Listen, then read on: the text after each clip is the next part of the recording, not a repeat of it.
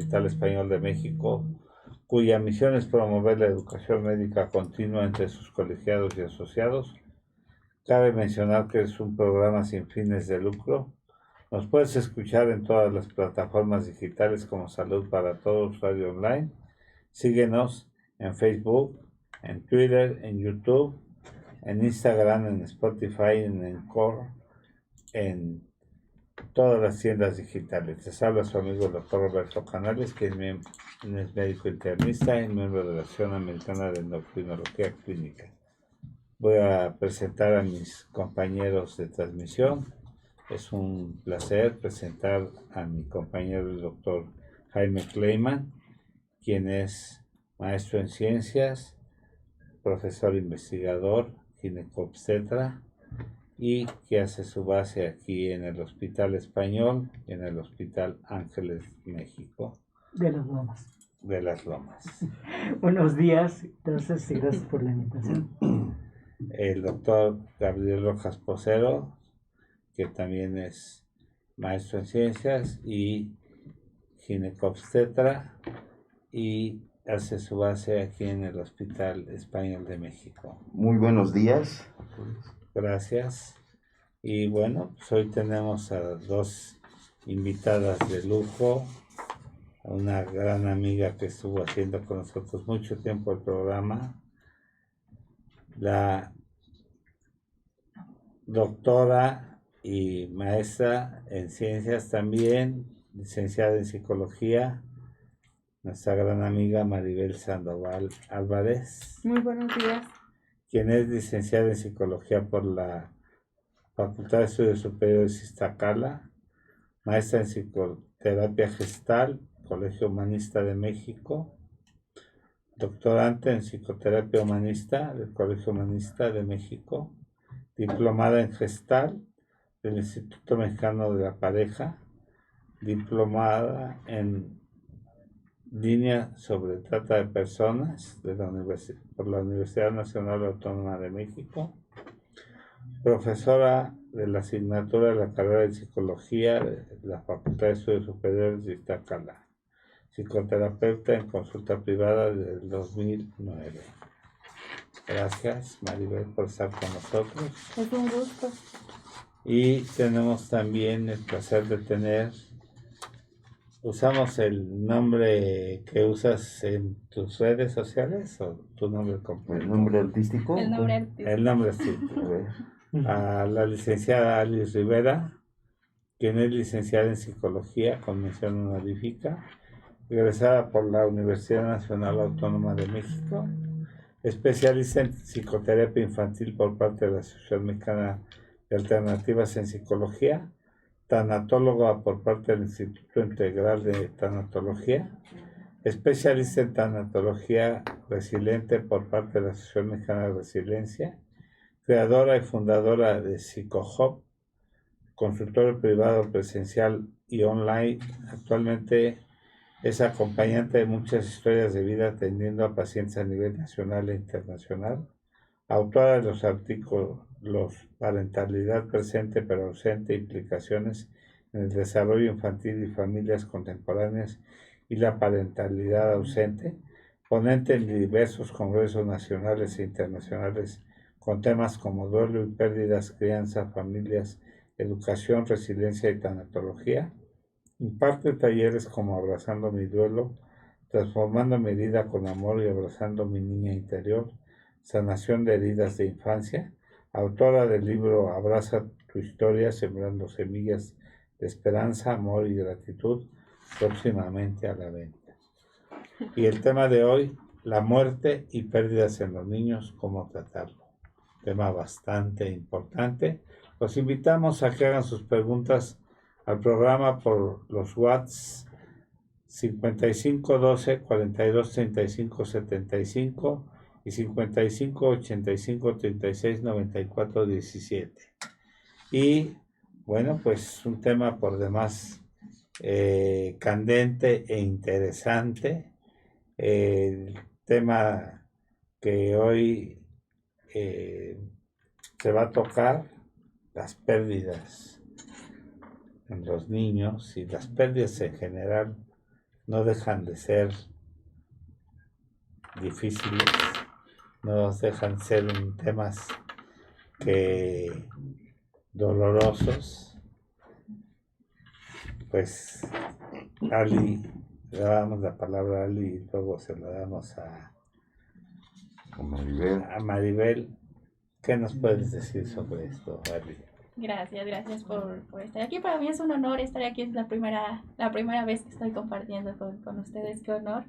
Gracias por la invitación. Y sí, creo que es un tema muy complejo, vamos a llamarle, justo por primero el tema de la muerte como tal, ¿no? El hablar de la muerte creo que en nuestra sociedad hoy en día y desde siempre ha sido hasta cierto punto un tema complicado para los adultos como tal. Creo que es un tema que la palabra muerte también refleja a veces miedo. Los adultos le tenemos a veces miedo a tocar esa palabra como tal. Entonces, hablando de los niños, entonces creo que ahí viene también un poco la complejización, ¿no? La complejización de este tema.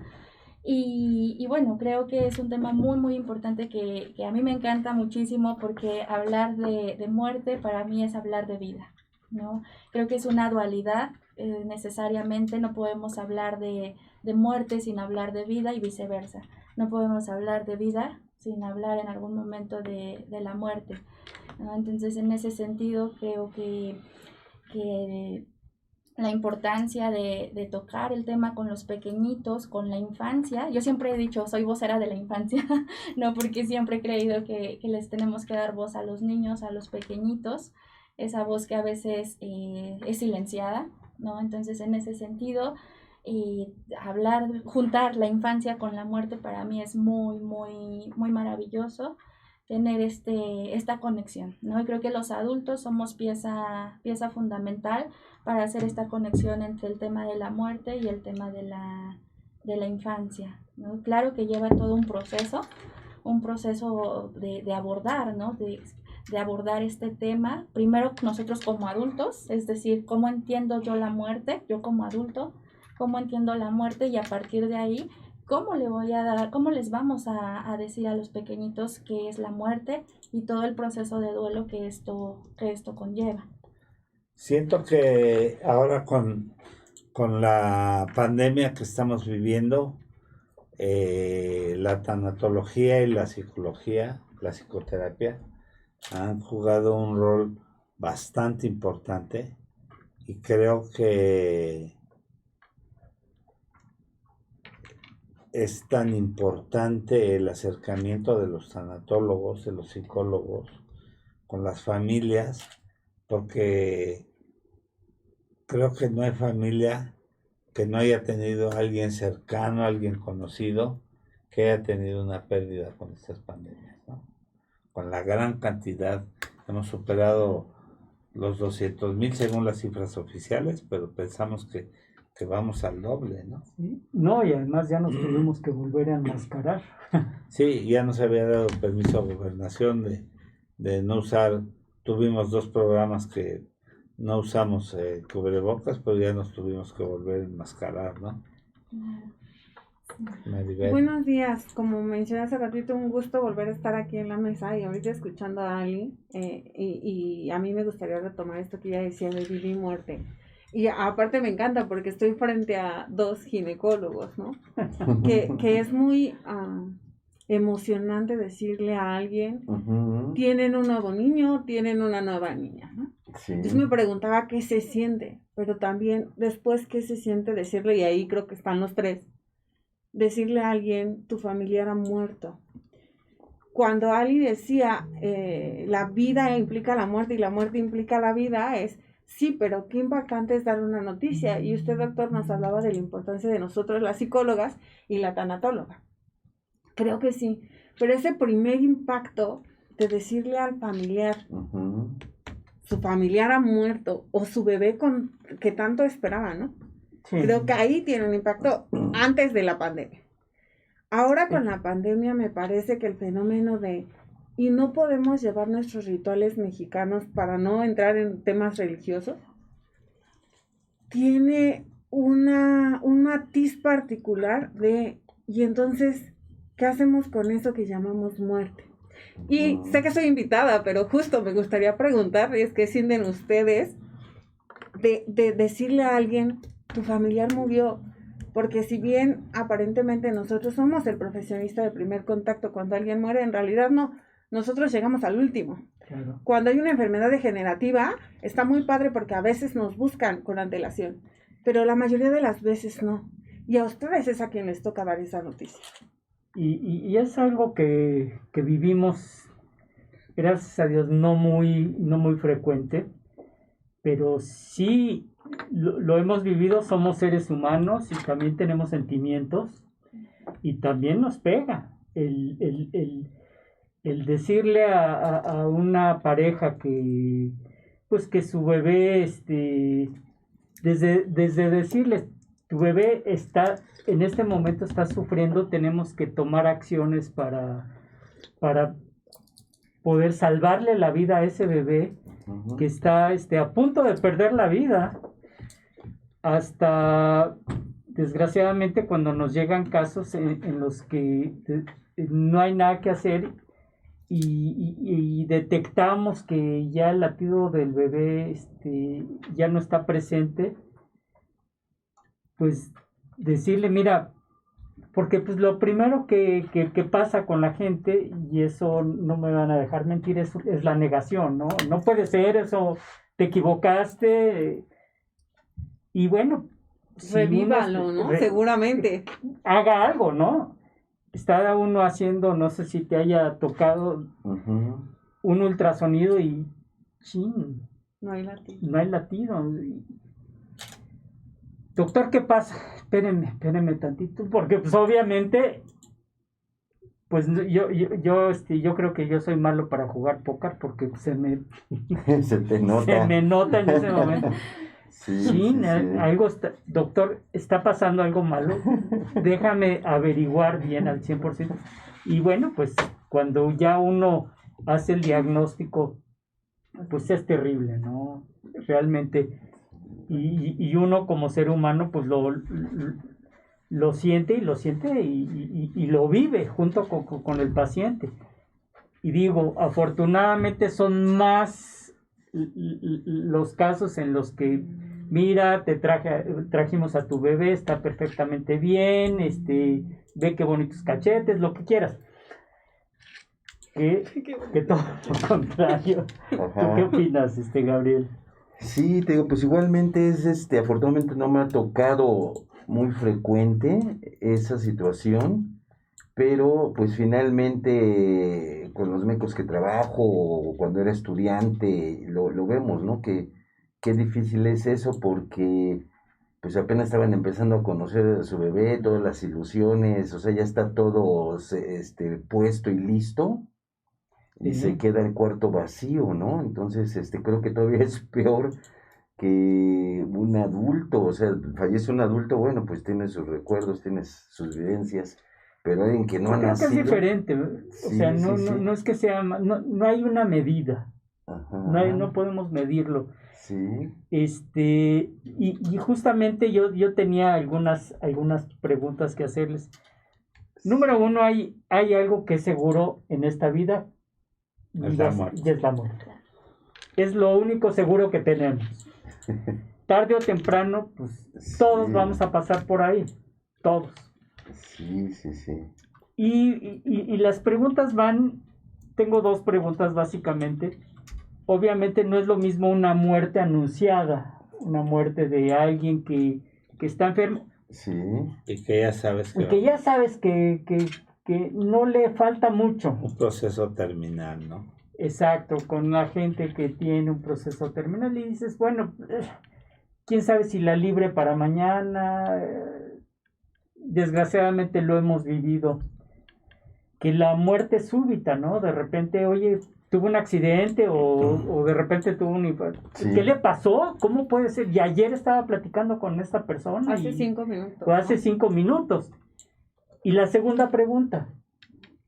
Lo mismo, ¿cómo lo vive un adulto y cómo lo vive un niño? O sea, ¿y de qué depende ese manejo? Porque, pues, si con cada adulto es diferente, porque cada persona es diferente, porque cada persona vive su duelo diferente, porque cada persona, pues obviamente tiene un abanico de sentimientos, desde el que se tira en el piso y ya no quiere saber nada, hasta el que se queda mudo o no hace absolutamente nada, ¿no? Igual con los niños. Queda abierta así como una bomba. Sí. Sí, claro. Creo que son preguntas muy, muy importantes, muy necesarias. Y me quedé pensando también en eso que comentaba el doctor, ¿no? Respecto también a la pandemia. Creo que fue algo inesperado totalmente, algo que no esperábamos, algo que también yo le llamo que estamos en un duelo colectivo. La sociedad, el mundo está en un duelo colectivo. Así es. Más de 2,000 muertes, claro. No es fácil. Claro. Más de 200, sí, más de 200, perdón, 200, no es nada fácil. Claro. Sí, y eso nos lleva, como comentaba el doctor, ¿no? Necesariamente todos hemos conocido a alguien que ha perdido, ¿no? O hemos tenido muchas pérdidas. Esto lo relaciono mucho con lo que comentaba, ¿no? Con el hecho de estas muertes también inesperadas, ¿no? El hecho de decir, estaba hace una semana, bueno, yo que tengo mucho contacto con pacientes que en su momento perdieron a un familiar por COVID, creo que me dicen, es que en una semana, ¿no? En una semana lo ingresamos, en días. Entonces, no estamos preparados, ¿no? La pandemia no nos preparó, la vida no nos preparó para estas situaciones. Aún después de año y medio, Sí. seguimos, ¿no? Seguimos sin esta preparación. Creo que es algo muy, muy importante que me gustaría mencionar, que no nos preparamos para la muerte. No nos preparamos, no hay como una educación respecto a este tema, justo por lo que mencionaba en un inicio, ¿no? El tema de la muerte a veces nos da miedo, ¿no? Decimos, no, mejor no hay que hablar de eso, ¿no? Va a estar bien, no te preocupes, va a estar bien.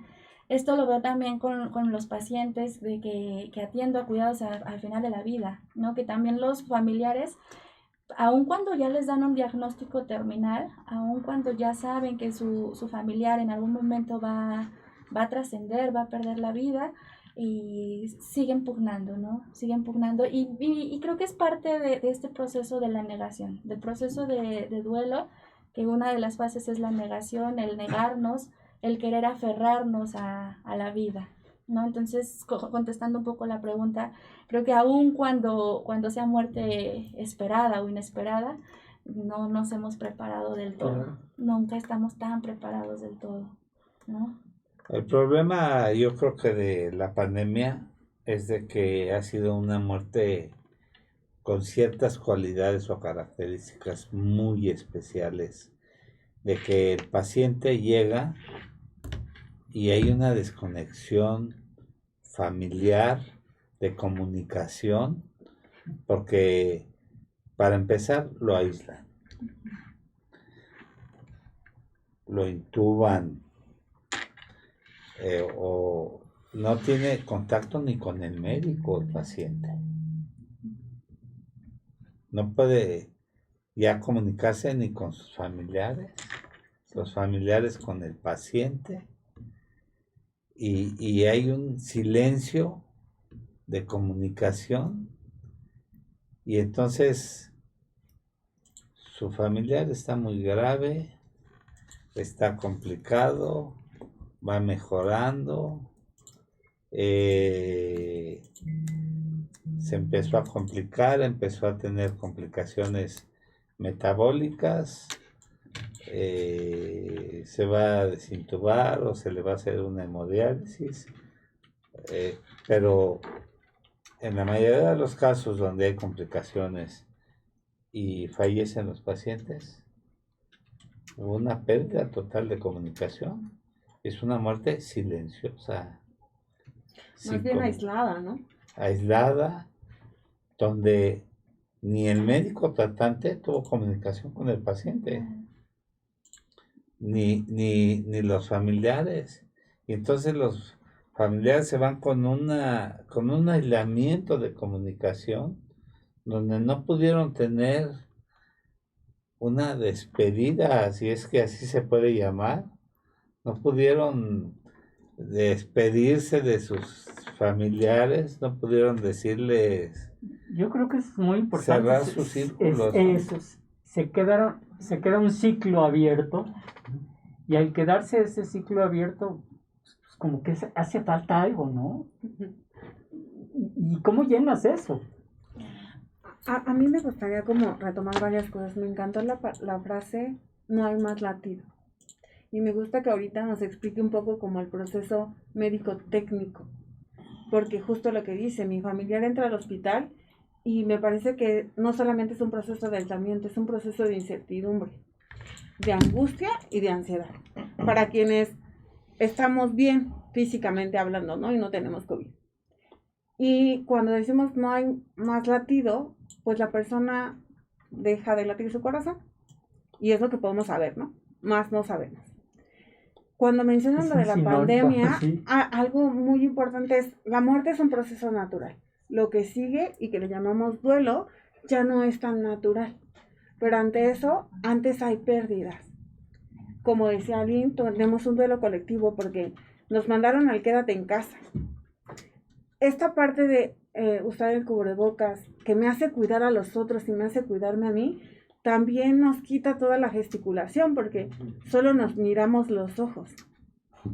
Y no hay este proceso de comunicación y seguimos hablando de una pérdida, ¿no?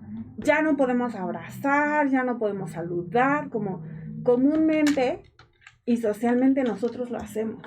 Hablamos de otra pérdida.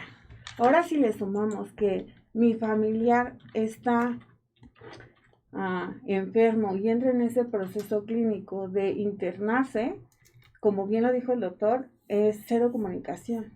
Y antes de que nos anuncien que murió, pues ya hay una pérdida importante. Yo no sé nada de mi familiar. Eso no quita que yo esté pasando angustia, que yo me esté pasando incertidumbre, que quiera no pensarlo. Pero al mismo tiempo, el relato de estoy esperando el mensaje del informe a la hora en la que me lo van a mandar, ¿no? Y es solo un mensaje. No es una comunicación amplia. Y me tengo que conformar con 3 líneas que me tienen que tranquilizar de aquí hasta 24 horas después, mientras no sé si mi familiar sigue vivo, si no sigue vivo, si está respirando o quién sabe qué ocurre con él. Y además te hace infuncional. Claro. Porque en el Inter no puedes hacer nada, ni en tu chamba, ni en a lo que te dediques. Y además que ya no te permiten, por ejemplo, exequias fúnebres, ¿no? Sino del hospital, reconocimiento del cadáver, a la cremación, y te entregan ahí en el crematorio las cenizas, nada más. O sea, hay un vacío, no sé, afectivo, donde no puedes despedirte de tus seres queridos, no sé, y más que ahorita ya empezamos a ver la pandemia en jóvenes, en niños, que no se había visto, ¿no? Y justo ahorita que mencionaban eso, de que se queda ese vacío, ese círculo que no se ha cerrado, y pensé inmediatamente en eso, ¿no? En los ritos, en los rituales a los que estamos acostumbrados, y más el mexicano, ¿no? Que le damos mucho peso a esos rituales. El hecho de limitación en los ritos, en los rituales, por supuesto que trae un impacto para las personas.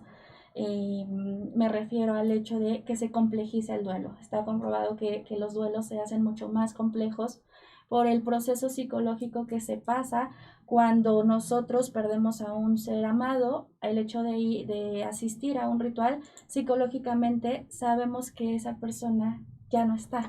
La estamos viendo en el féretro, la estamos cremando o la estamos enterrando. Psicológicamente sabemos que algo se va acomodando y decimos, tengo que despedirla. Pero ¿qué pasa, como dice el doctor, ¿no? Cuando ya solamente nos entregan las cenizas, no podemos hacer misas presenciales, no podemos tener este acto, este ritual, inmediatamente queda un vacío. ¿no? Queda un vacío, y aún más para los pequeñitos, ¿no? Actualmente también lo hablo como desde mis pacientes, de que veo los pequeñitos que perdieron a su mamá, que me parece que es el tema también de la infancia.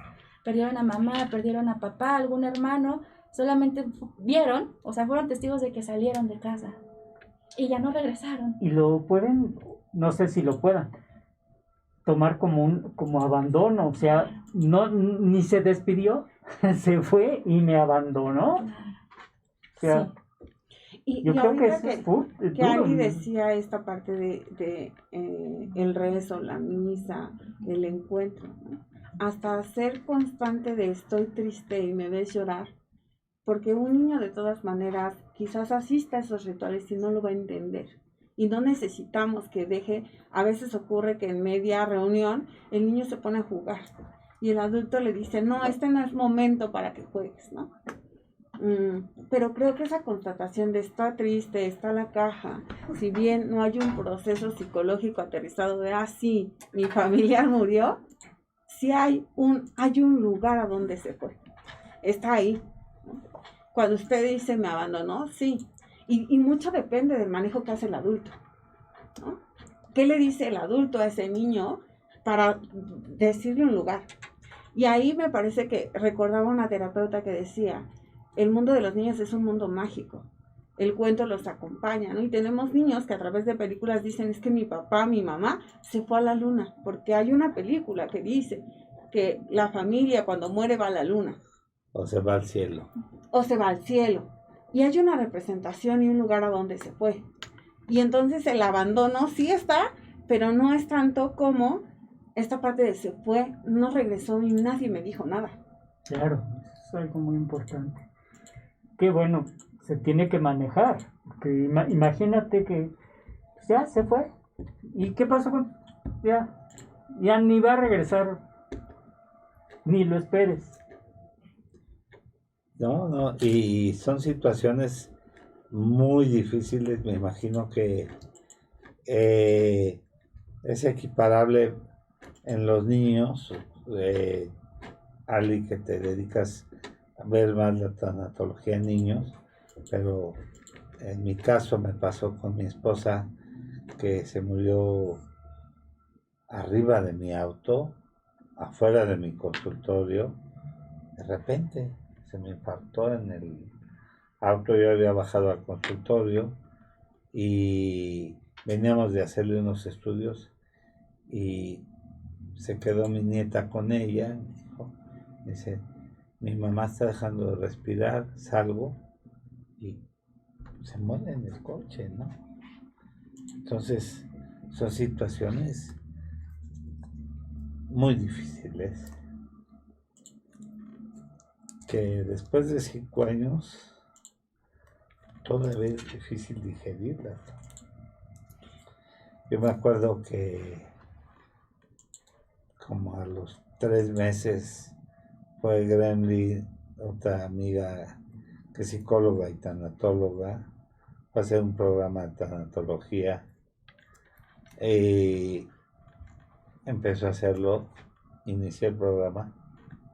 Yo no pude seguir en la conducción del programa porque pues, me solté llorando, simplemente no pude hablar porque simplemente no tuve la capacidad de continuar yo con el programa. Simplemente no pude o no me permití recibir la ayuda tanatológica, sino que hay veces que los mismos médicos nos acorazamos y pensamos que no necesitamos la ayuda.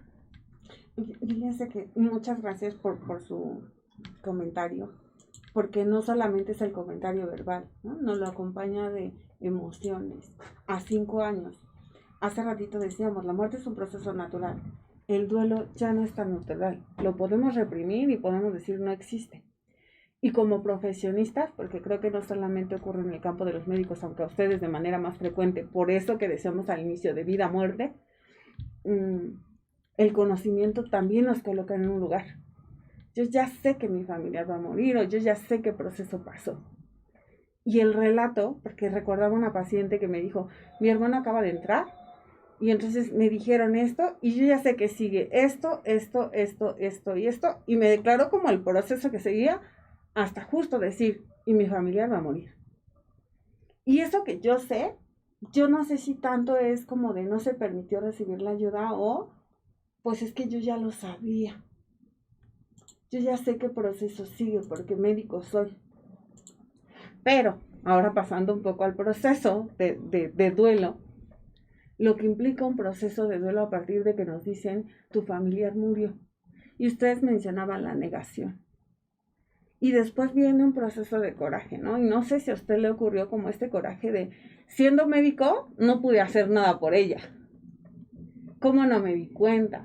¿Cómo no me percaté? El enojo con una deidad para quienes creemos en un Dios. ¿Por qué me haces esto? ¿Por qué en este momento?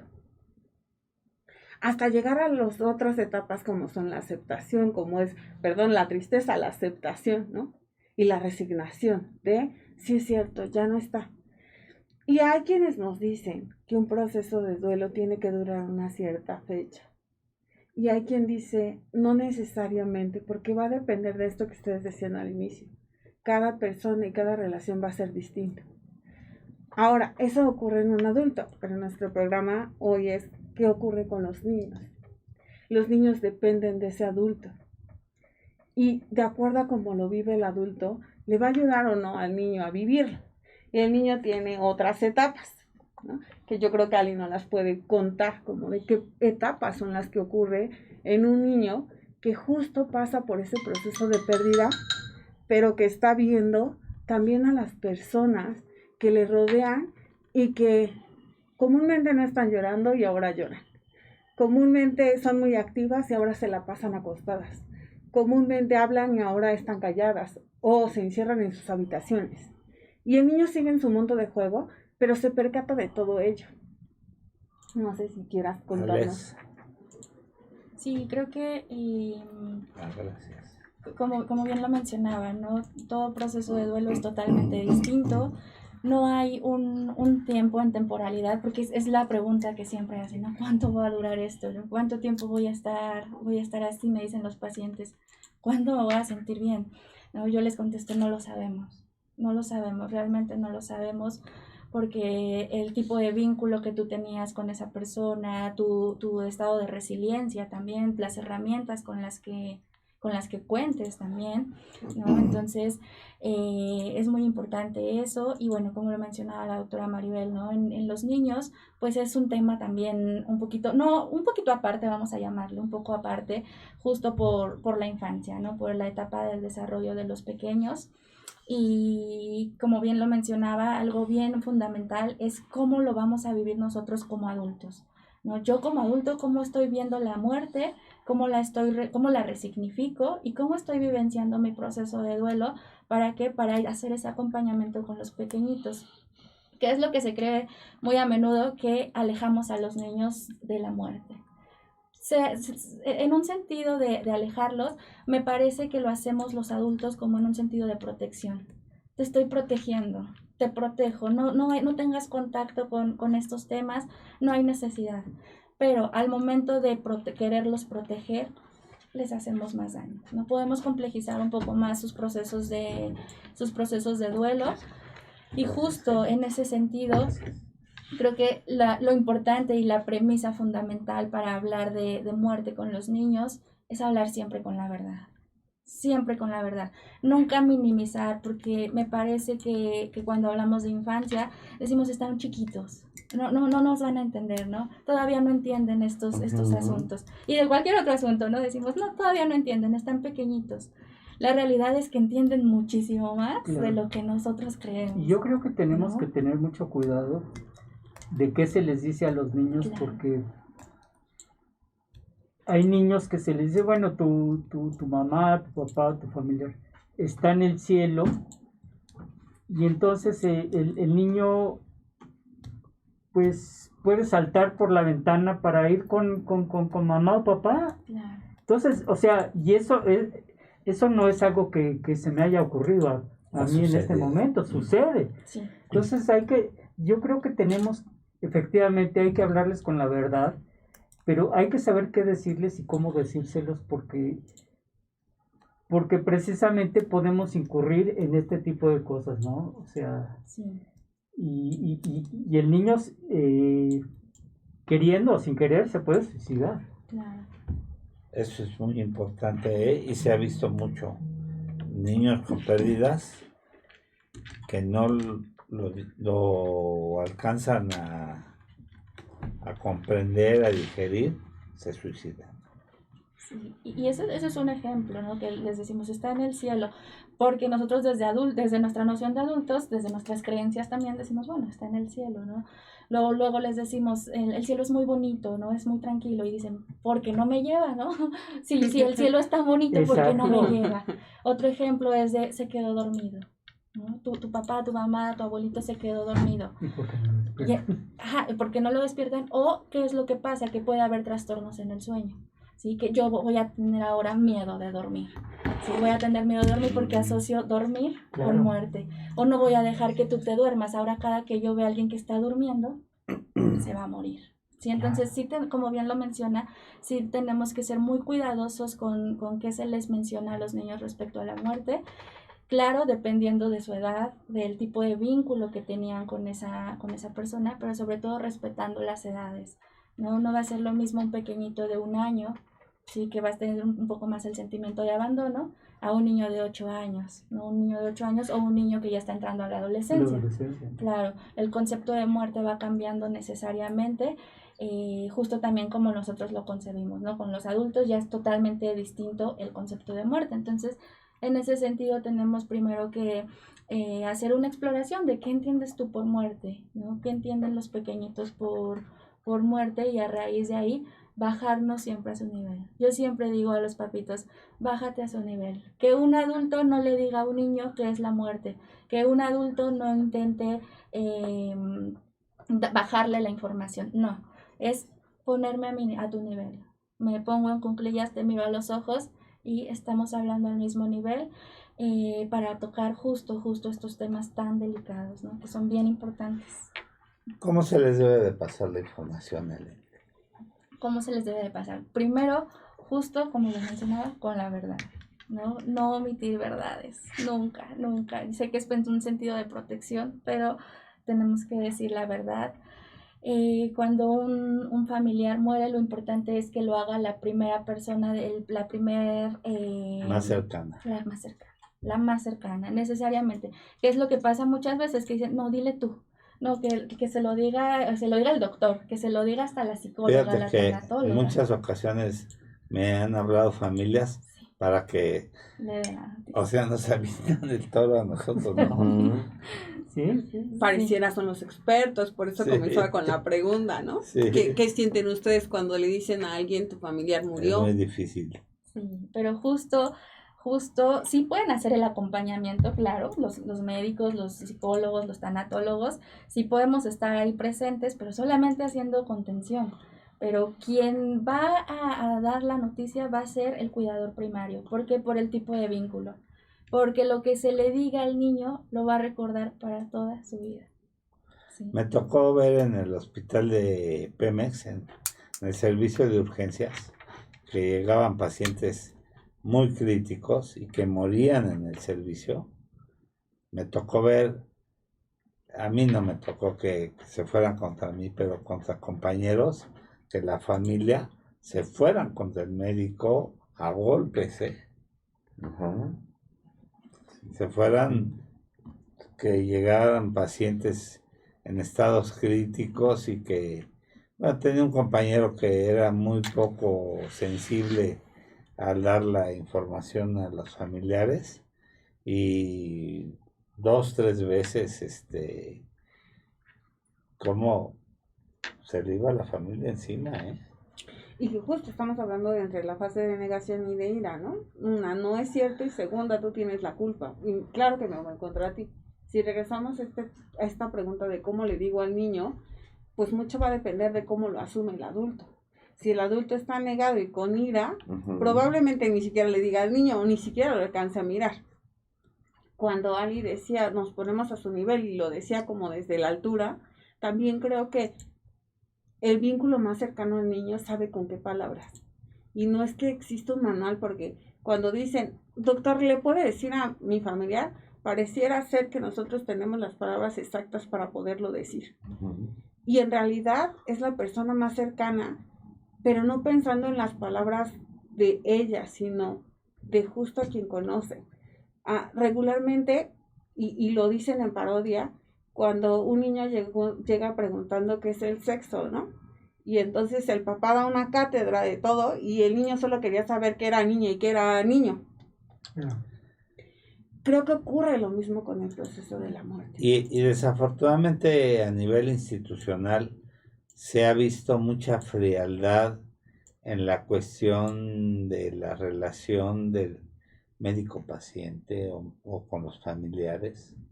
Los médicos han caído en una despersonalización en la cuestión humanista, ¿no? Y ahí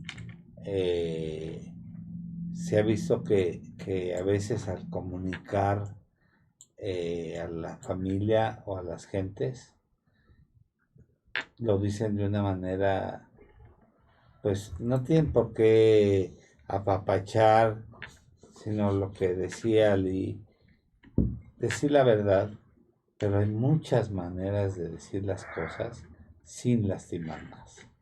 No, y yo te voy a poner, ahorita que dices esto, un ejemplo de que yo viví.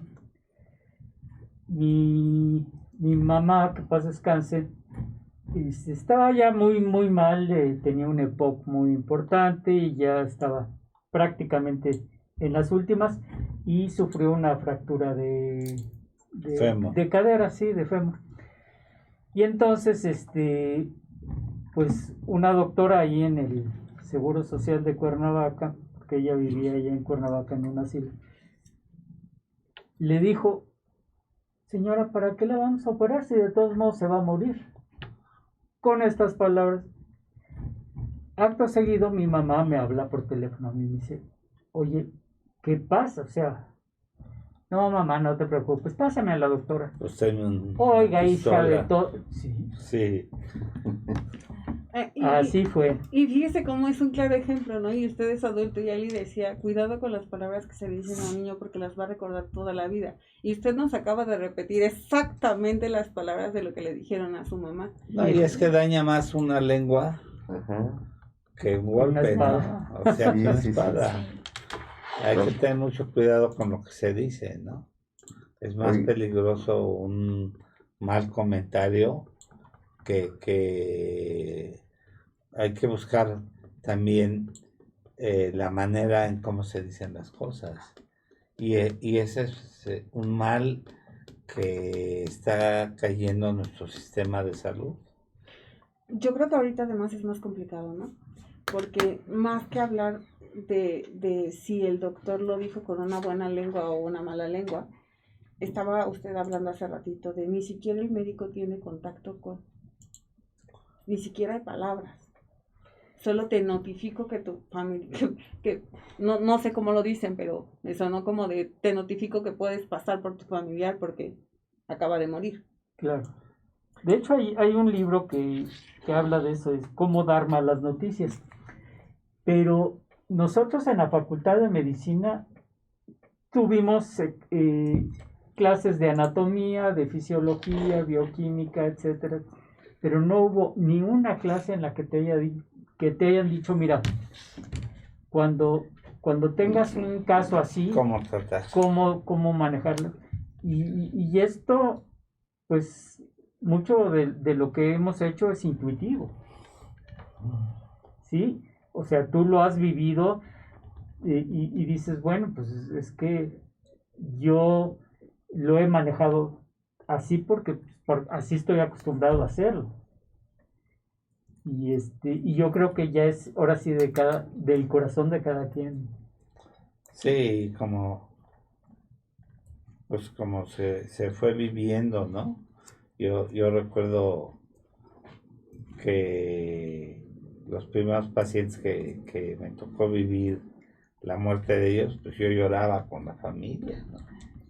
Sí, Y no tiene sí, no, problemas sí, quien no tiene pacientes. y sigues Sin llorando, o embargo, sea, y me ha pasado. exactamente, pero hay que no deshumanizarse. Eso es muy importante porque hay una deshumanización tremenda en el sector salud, que los médicos te ven como si estuvieran haciendo las cosas gratis, y eso es muy grave. Hay una deshumanización muy, muy tremenda en el sector salud, pero lo estamos permitiendo, y lo decía Miguel Ángel de León, que es un gran amigo, también colaborador de nosotros, que tiene las clínicas Iscalti, que los creadores del sistema de salud,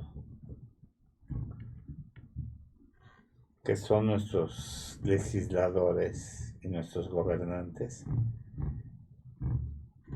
creen tanto en el sistema de salud que no lo usan para ellos. ¿Cuándo se ha visto que un diputado, un senador, un presidente use los sistemas de salud?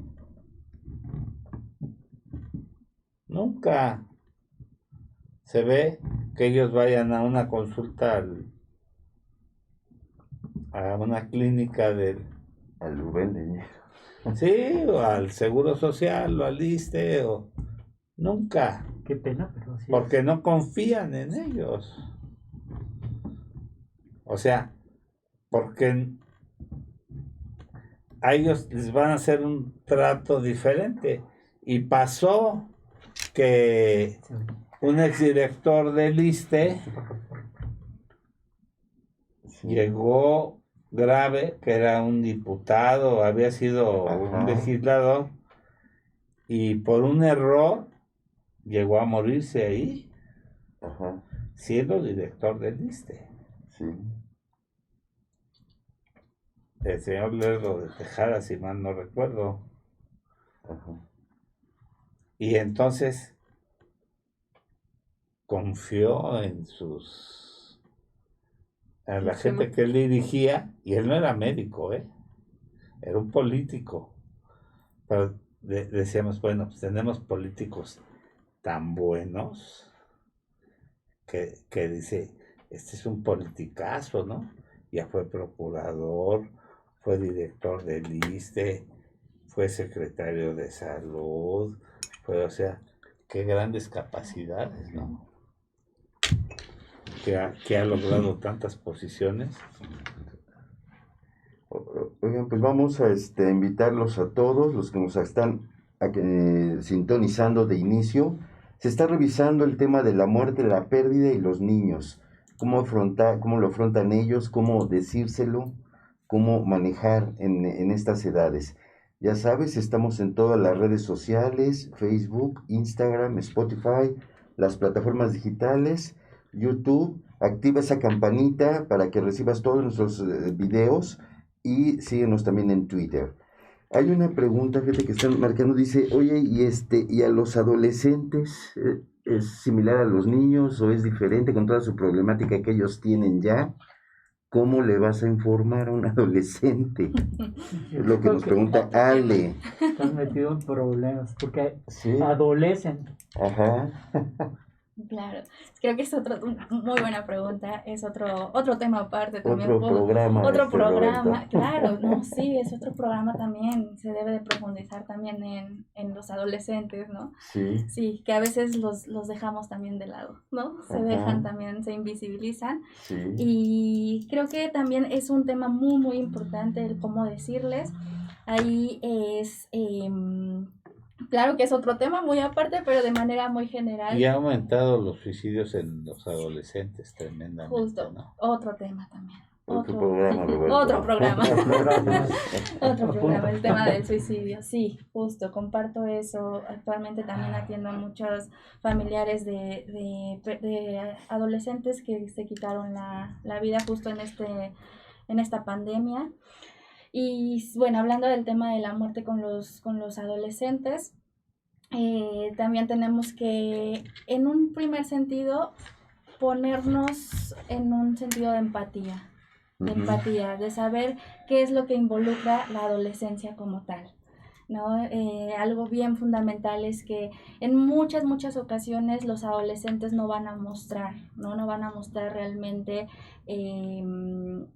cada una de las emociones. ¿Por qué? Porque es una característica de la adolescencia, ¿no? El hecho de no voy a mostrarme tal y como soy, no voy a mostrar mis emociones, soy fuerte, no quiero ser fuerte. Entonces, es algo que también platicaba en algún momento con un papito, ¿no? Que me decía, es que yo veo que mi hijo está como si nada, ¿no? Está como si nada, falleció su mamá y él está como si nada. Y le preocupa, actualmente le preocupa a mi paciente. Me decía, es que me preocupa muchísimo porque no muestran ninguna emoción. Ni estoy feliz, ni estoy contento, ni estoy triste, ¿no? Entonces aquí lo importante es solamente acompañar en un sentido de no temer como padres, no temer que me vean también en un proceso de duelo, ¿no? Que va también muy relacionado con los pequeñitos, de decir, estamos viviendo un proceso de duelo, como decía la doctora Maribel, ¿no? No importa si me ves llorar, está bien llorar, se vale decir, hoy no soy fuerte, y se vale también respetar, ¿no? Respetar que a lo mejor no está mostrando tanta tristeza como quisiéramos. Pero eso no quiere decir que no esté vivenciando un proceso de duelo, ¿no? Eso necesariamente está vivenciando su proceso. Yo creo que yo le agregaría creo que con el adolescente es vital que me vea llorar. Es vital que me vea enojado, es vital que me vea negándolo, porque el adolescente está construyendo su identidad. ¿Quién soy? Y si el quién soy ocurre, para la persona que nos hizo la pregunta, me viene como a la mente de, y si el adolescente tiene su primer pérdida de muerte, construyendo su identidad es fuerte. Es real, no forzosamente tiene que llorar, pero recordemos que los adolescentes tienen características donde justo van mostrando lo que llamamos rebeldía. Y entonces hoy ponen la música estruendosa, pero mañana ponen la música sumamente silenciosa. O se visten totalmente de negro, o se visten muy coloridos. Y esos cambios pasan de un día a otro. Cuando Ali dice acompañando, creo que no solamente es acompañar lo que dice el adolescente, iba a decir el psicólogo, el adolescente con la boca. ¿Qué va diciendo con todo su comportamiento? Y en su comportamiento, si se aísla, creo que no solamente es importante el papel de acompañante, también el de monitor.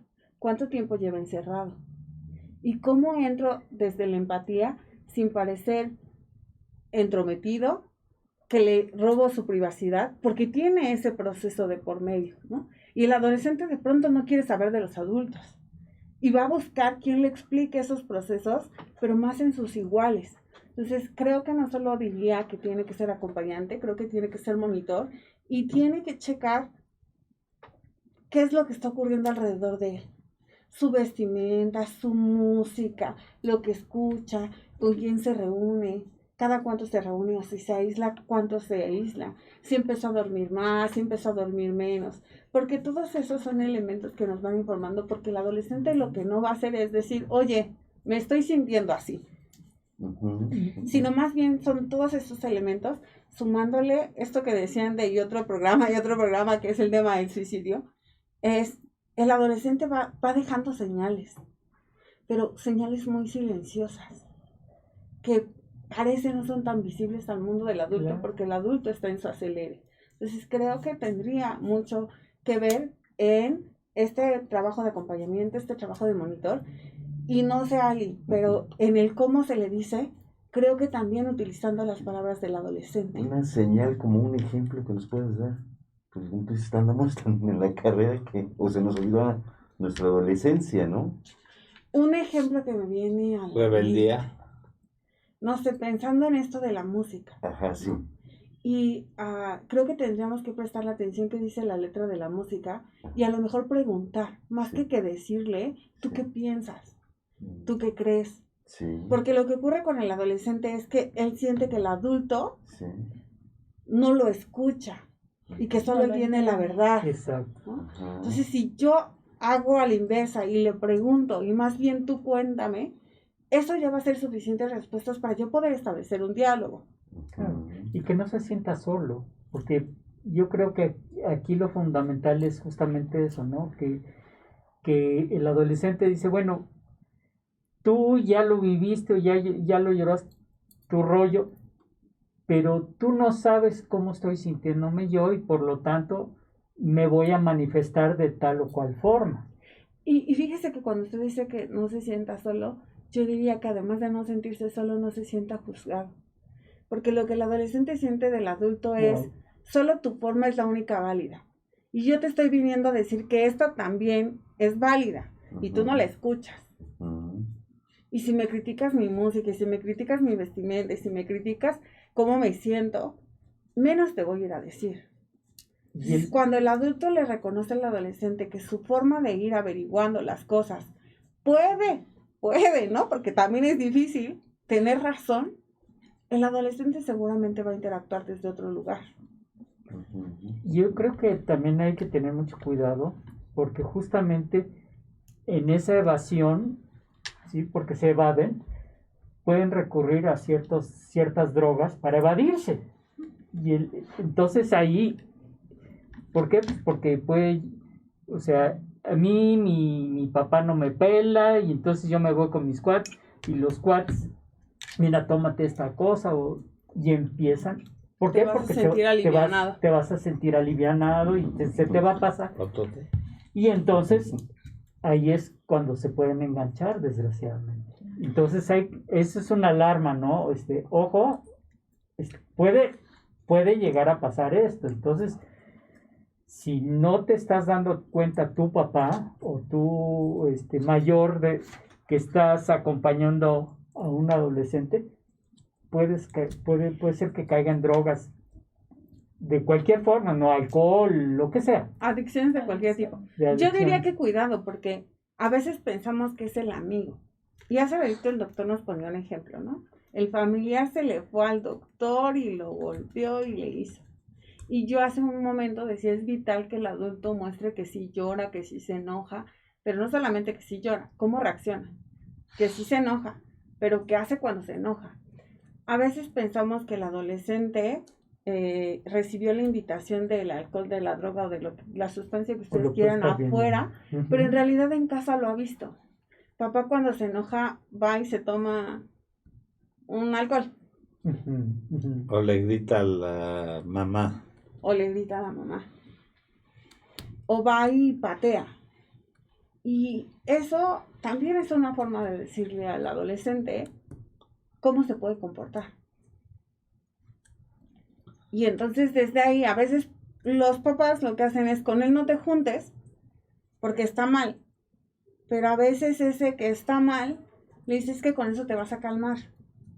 Y la forma en cómo papá lo ha hecho no es la forma en la que me ayuda. Por eso decía, creo que si hablan de qué decirle, creo que más bien toca preguntarle al adolescente. ¿Tú qué piensas? ¿Tú qué crees? ¿Y tú qué sientes?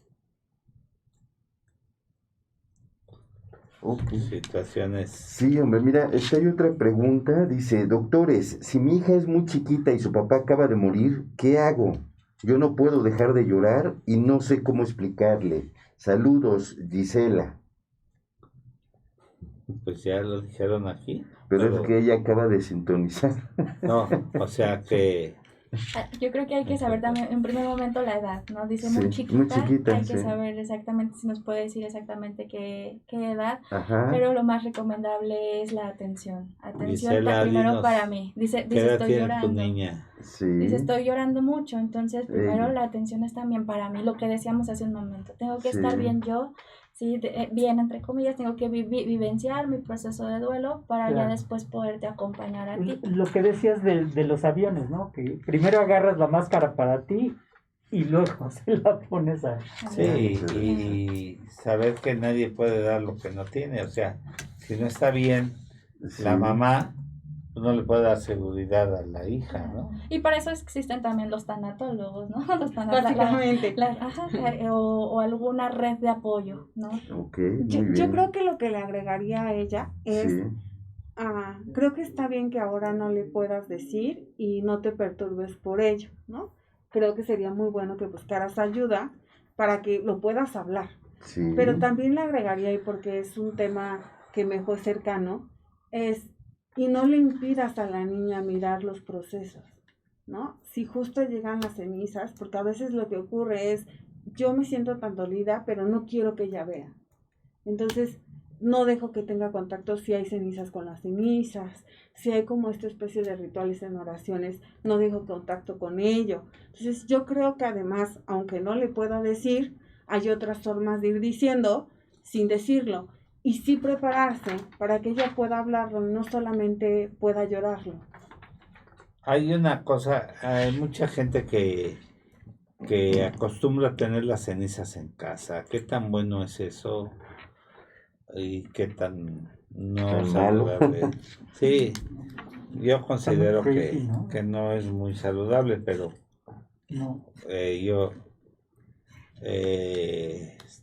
Bueno, hay gente que pregunto. con las cenizas se hace un diamante. Sus polvitos. Sí, Sí, Sí. sí, hay yo lo viví, yo tengo las cenizas de mi esposa en Galloso y mi nieta como a los 8 meses que fue su cumpleaños pidió que la sacáramos para que estuviera en casa y la sacamos una semana y pues fue una tragedia y haberla sacado las cenizas y tenerlas en casa otra vez. Creo que volvimos a vivir todo. Yo dije, no lo vuelvo a hacer. Ella está tranquila donde está. Porque pues creo que fue una situación que yo en lo personal no lo consideré que fuera una... Porque incluso tuvimos un viaje y se la querían llevar, nos fuimos a un fin de año a Cancún y se la querían llevar, dije, pues es que cero, no, digo. ¿no? Y lo Situación, siguiente ella es ya meterla a está nadar o qué. ¿Es tranquila, verdad? sí, se querían llevar las cenizas, dije, La verdad. no, o sea, su mamá ya está en paz ahí donde está tranquila, ya por ningún concepto la vamos a volver a sacar del nicho donde está, ella está ahí tranquila, bueno, están sus cenizas, ¿no? Yo, porque al final de cuentas, yo fui el que más lo padecí, sin embargo, no sé, Yo creo que es tanto como inhumar un cadáver y llevártelo a la casa. sí. O sea, proporcional, digo. Pues no, obviamente no. No sé qué. ¿En ustedes no hiciste la cremación? No. Ah, ok. Sí. Sí, en la religión judía no se puede. Ok. La cremación no se puede hacer. Ok. Y hablando de la religión judía, también la religión tiene sus fases de duelo. O sea, la primera fase es una semana, Ujú. se llama Shiva, que el doliente se sienta en el piso, abajo, no sale de la casa. Luego es un mes en el que ¿cómo se llama? Se devela la lápida, y luego al año, y luego una vez por año Ujú. o sea, pero básicamente ese es el rito, ¿no? Sí. Y pues ese rito tiene su razón de ser, porque esa semana, en esa semana en la que los rezos son en la casa y todo, pues es una semana de locos porque con la gente, ahorita no se puede por la pandemia, Ujú. pero imagínate que llega familiares, amigos a darte el pésame y a los y a las misas que se hacen en la casa básicamente. Ujú, ujú. Entonces pues eso se vuelve, o sea, el doliente sale mareado, literalmente mareado. Ujú, ujú. Y a la semana que se rompe eso, inclusive se rompe hasta un vaso Sí. y es back to reality, o sea, regreso a la realidad de decir, ah, caray, ya como que te cae el 20 de decir, Ujú. bueno, sí. Y ya luego las siguientes fases son otras cosas. Pero sí, no se puede la cremación. Ujú. Muy bien. Sí, respondiendo la pregunta también, no se trata como de decir qué es lo que está bien y está mal, ¿no? Creo que aquí depende mucho de, uno, las creencias también, las 100%. creencias religiosas, en lo que yo crea. Sin embargo, no puedo, como tanatólogos no podemos decir está bien esto o está mal esto. Lo que se considera es mientras te sea funcional, mientras tú puedas ser funcional. ¿Qué quiere decir esto? Si para ti el hecho de tener las cenizas en casa te permite hacer una vida funcional, es decir, no dormir con ellas, no tenerlo ahí a mi lado, no llevarlo a otras partes, eso ya no me está permitiendo ser funcional, ya se está saliendo, vamos a llamarle de la norma, ¿no? Vamos a llamarle así. Entonces, en ese sentido, no está siendo funcional. Pero si las tengo ahí, si puedo hacer mi vida funcional, sé que las tengo ahí, no pasa absolutamente nada, ¿no? Pero ya cuando hay un sentido de apego, una relación ya de apego, ahí es cuando ya no, es un sentido de alerta de decir algo no está tan adecuado, ¿no? No es que esté bien o esté mal. Dependiendo cada una también de las creencias. Hay personas que sí dicen, yo prefiero tenerlo en una iglesia, ¿no? Porque su alma va a descansar, ahí va a estar tranquilo, y si eso me da paz, perfecto. Pero si a mí me da más paz tenerlo ahí en mi altar y me está permitiendo ser funcional, perfecto. Yo creo que eso es algo muy, Sí. muy, muy importante, ¿no? Porque no estás tasando y Claro. diciendo, no, ¿cómo crees? Eso está pésimo, ¿no? Está mal. O sea, no lo estás calificando y eso es algo muy, muy importante. Tenemos más preguntas de la gente, que bueno, y sí nos va a dar mucho tiempo de contestarlas. Dice, doctores, mi hijo se ha vuelto muy hiperactivo e irritado desde que me divorcié. Él sabe las circunstancias del por qué se tomó esa decisión, pero aún así a veces es insoportable. ¿Qué puedo hacer? No quiero que se moleste con su papá. Gracias, Cristina. Creo que regresamos al inicio del programa cuando hablábamos de las pérdidas, ¿no? Y no sé si nos puso su nombre, pero... Sí, Cristina. Cristina, si tú le explicaste por qué te divorciaste de tu ex esposo, no le quita la pérdida. Creo que es natural que esté enojado, molesto.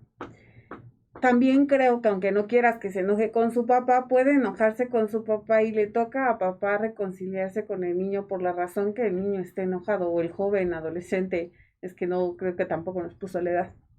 A veces creemos que con solo explicar ya nos ausentaríamos del lado emocional, como decíamos hace ratito con ustedes, ¿no? Por ser médico parece que ya tengo que saber que las personas van a morir y entonces no me va a pasar nada. Pero no es cierto, sí me pasa. Entonces, más bien, ¿cómo quieres acompañar a tu pequeño desde lo que está sintiendo, más desde lo que ocurre? ¿Cómo mejoras tu relación con el niño?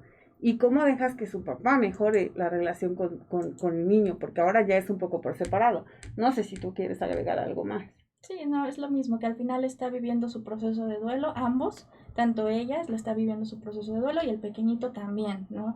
En algún momento la doctora Maribel mencionaba que cuando vivimos un proceso de duelo, por ejemplo, en los adolescentes, que nos fijáramos también en las conductas, también en los pequeñitos, ¿no?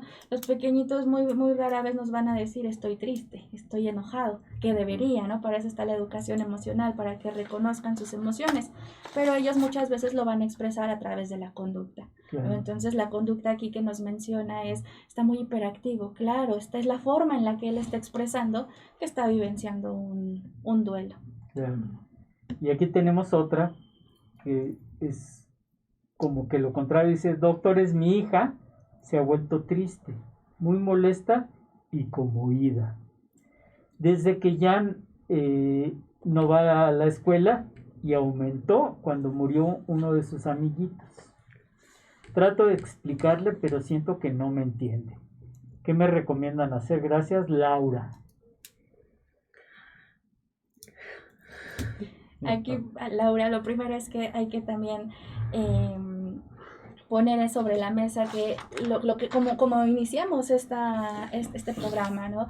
La pandemia nos ha traído muchas pérdidas y creo que la principal pérdida que nos menciona ahí, que muchos, más bien todos los niños están vivenciando, es no ir a la escuela, ¿no? Es una gran pérdida, es un duelo, por eso mencionaba yo, estamos en un duelo colectivo, porque los niños también están vivenciando el duelo de no veo a mis amiguitos, no veo a mi maestra, no tengo esta interacción social, ¿no? Entonces ellos también están vivenciando ese duelo y cada uno de verdad yo los respeto tanto a los niños porque cada uno se está acomodando, está vivenciando su propio duelo con sus propias herramientas, ¿no? Entonces en ese sentido está viviendo un proceso de duelo como todos los niños y bueno, menciona que también se agregó otra gran pérdida, ¿no? Entonces, es justo lo que mencionaba hace un momento, que decía todo lo contrario, ¿no? Quizás el otro pequeñito muestra hiperactividad, algunos van a mostrar irritabilidad, ¿no? Algunos a lo mejor con insomnio,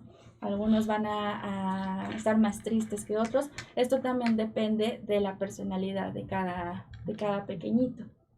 Yo creo que le agregaría y ¿por qué no intentas acompañarla con el dibujo, con el cuento? Porque hablaba de ella está triste. Entonces, si pensamos en una niña triste que está todo lo contrario al hiperactivo no le tenemos que decir juega, ¿no? A la que está triste seguramente sí la tenemos que invitar a jugar para que regrese a su mundo natural.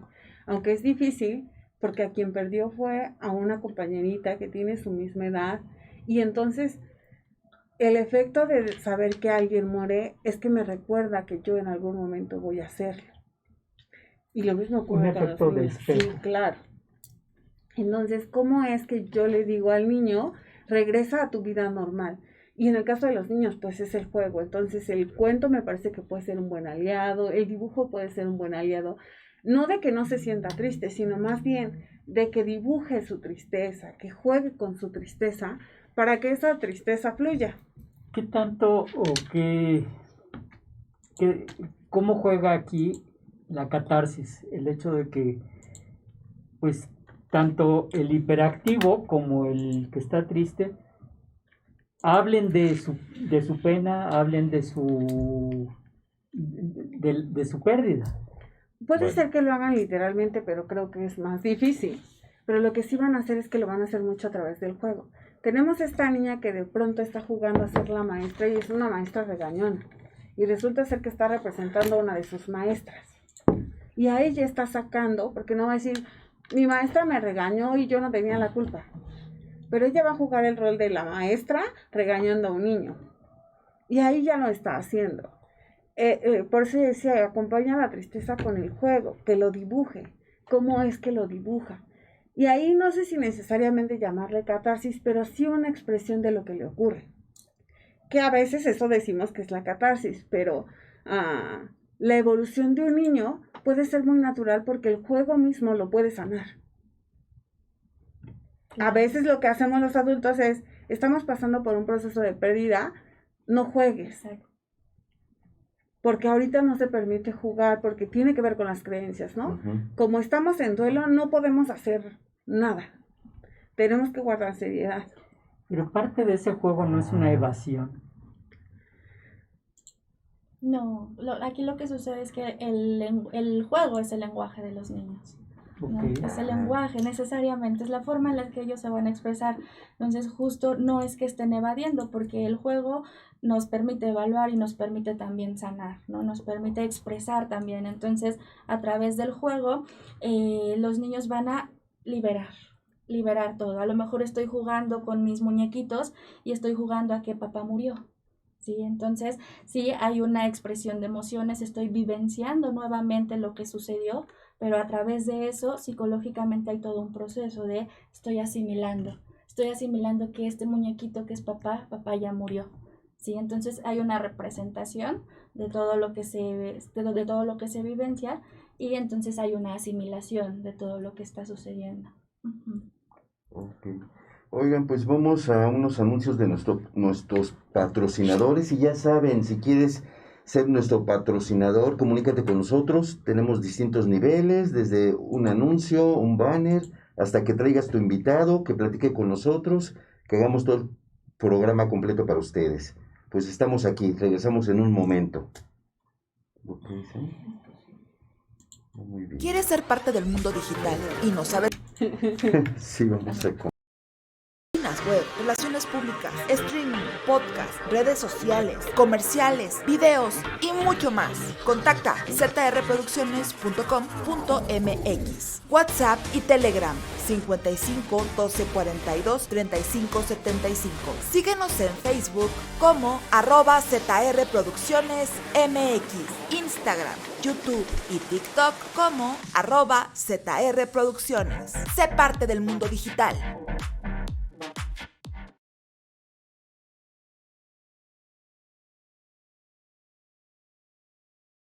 ¿Quieres ser parte de Salud para Todos Radio? ¡Contáctanos! Tenemos los mejores paquetes para ti. ¿Algún evento, congreso, seminario, producto o servicio que quieras difundir? Dinos y te asesoramos. WhatsApp y Telegram al 55 12 42 35 75 o visita www.zrproducciones.com.mx. Sé parte de la mejor mesa de médicos en la web.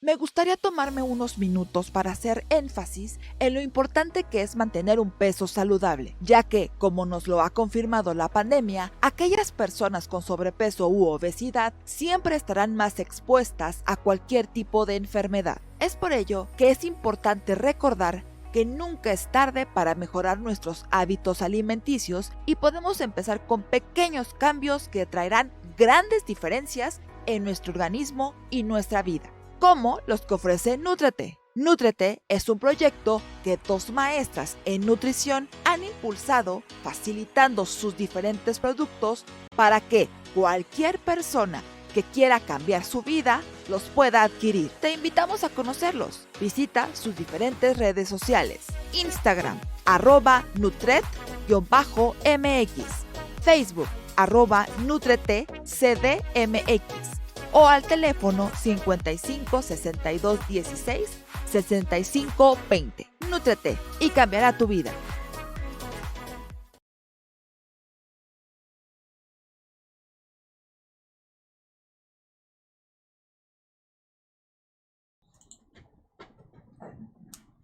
Ok, qué bueno que ya están con nosotros, estamos de regreso. Estamos tratando el tema muerte, pérdidas y niños. Cómo afrontarlo, cómo explicarle a los menores, cómo lo manejan el adulto enfrente al menor. Todo eso están aquí con nuestras invitadas, Aline y Maribel, subespecialistas en el tema. Por favor, manda tus preguntas, manda tus comentarios, y ya sabes, activa esa campanita, dale like a la página, comparte nuestras redes sociales para que estés siempre en comunicación con nosotros. Bueno, mira, hay una pregunta, dice: doctores, ¿qué se hace cuando se junta la pérdida de un bebé y la depresión posparto? ¿Hay manera de salir de este dolor? Gracias, Monse.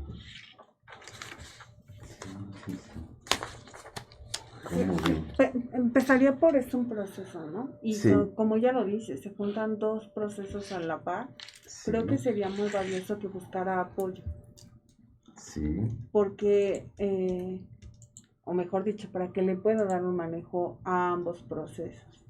Por un lado, el haber perdido al bebé, sí. y por el otro lado, el proceso posparto. ¿Cómo fue que eso está ocurriendo? Y a lo mejor podríamos decir cosas generales, pero más bien cómo lo está viviendo ella. Hace un ratito mencionábamos, hay un niño que lo vive desde la tristeza y hay un niño que lo vive desde la hiperactividad. Pues nosotros no estamos, como adultos no estamos muy alejados de eso. Yo lo puedo vivir desde la tristeza y Ari lo puede vivir desde el enojo o hasta desde la risa, porque nos parece irreal, pero hasta desde la risa lo puede estar viviendo. Sí. ¿Cómo es que ella está viviendo su proceso posparto y cómo es que dentro de eso está perdiendo, más bien viviendo la pérdida de su bebé? ¿Qué creencias la acompañan? ¿Quién la está rodeando? ¿Qué se le está diciendo alrededor?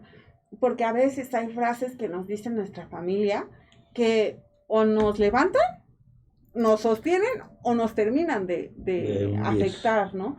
Entonces creo que sería muy valioso que buscara un proceso. Sí, sí, sí. Apoyo. Okay. Yo le añadiría una cosa. Hay que entender que la depresión postparto no es un estado de ánimo. Sí, la depresión en general es un padecimiento, es una enfermedad como tal de un proceso biomédico, bioquímico, cerebral, con las catecolaminas, o sea, con ese tipo de cosas. Es real, algo real. Es algo real, definitivamente, y que se debe de manejar médicamente. Se ha visto que las dietas durante el embarazo, antes de que tengan a su bebé, enriquecidas con DHA, evitan en algunas pacientes, y hay estudios como tales, en los que la dieta con DHA disminuye la posibilidad de depresión postparto o la minimizan. Entonces, obviamente se tienen que acercar a su médico, porque es un proceso que a veces requiere el manejo con medicamentos, aguas. Obviamente no vamos a separar la cuestión emocional de la cuestión neurológica que tiene y que está teniendo la paciente como tal. Claro. Entonces, un trabajo interdisciplinario. Exactamente. De hecho, yo creo que eso es, lo acabas de decir, el manejo interdisciplinario y el manejar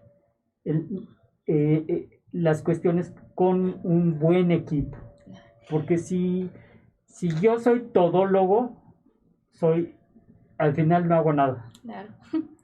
Y quizás la respuesta que sí le podríamos dar es, si buscas el apoyo adecuado, claro que tiene una salida, ¿no? Porque es lo que ella nos pregunta, ¿sí se puede salir de esto? Claro, sí, claro que se puede salir de esto, pero justo como dice, sí hay la necesidad de un medicamento, que ese es otro elemento. A veces le tenemos miedo a los medicamentos, ¿no? Porque son antidepresivos y entonces va a haber un proceso de adicción.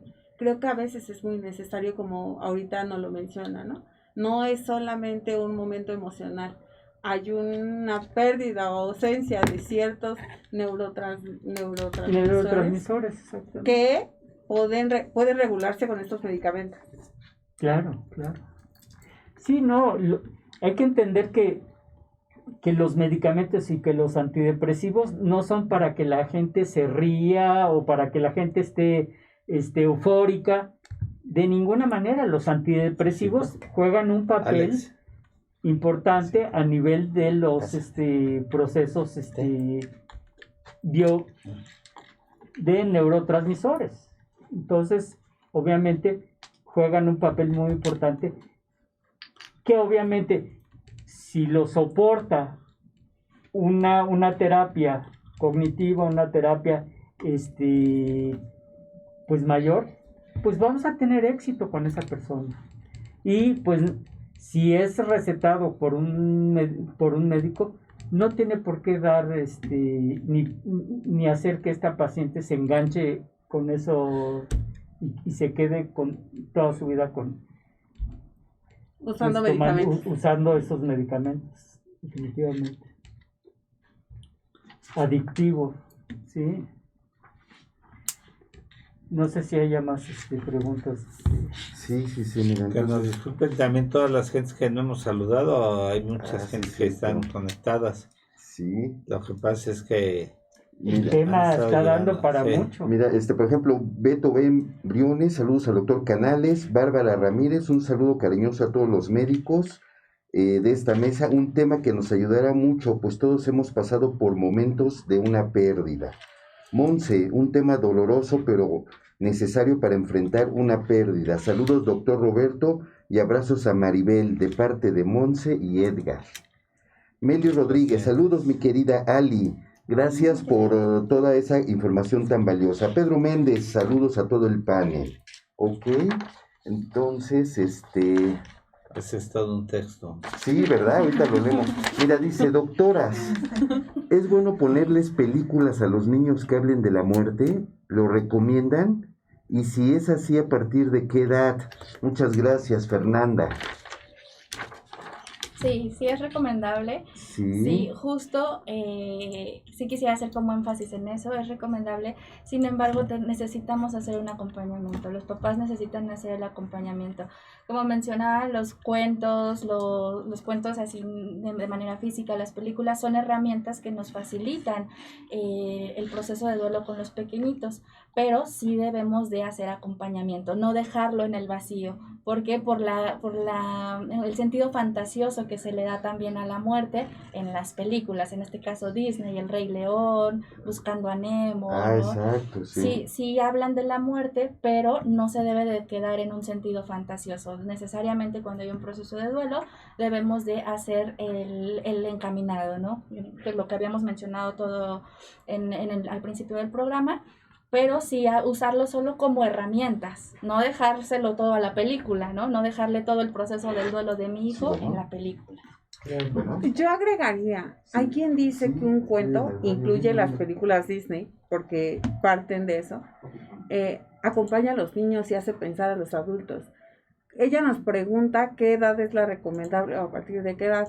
Yo creo que desde la edad más pequeña, pero a nosotros como adultos, si pensamos en una película, como ahorita Ari nos mencionaba El Rey León, la película tiene un mensaje para el niño y tiene un mensaje para el adulto.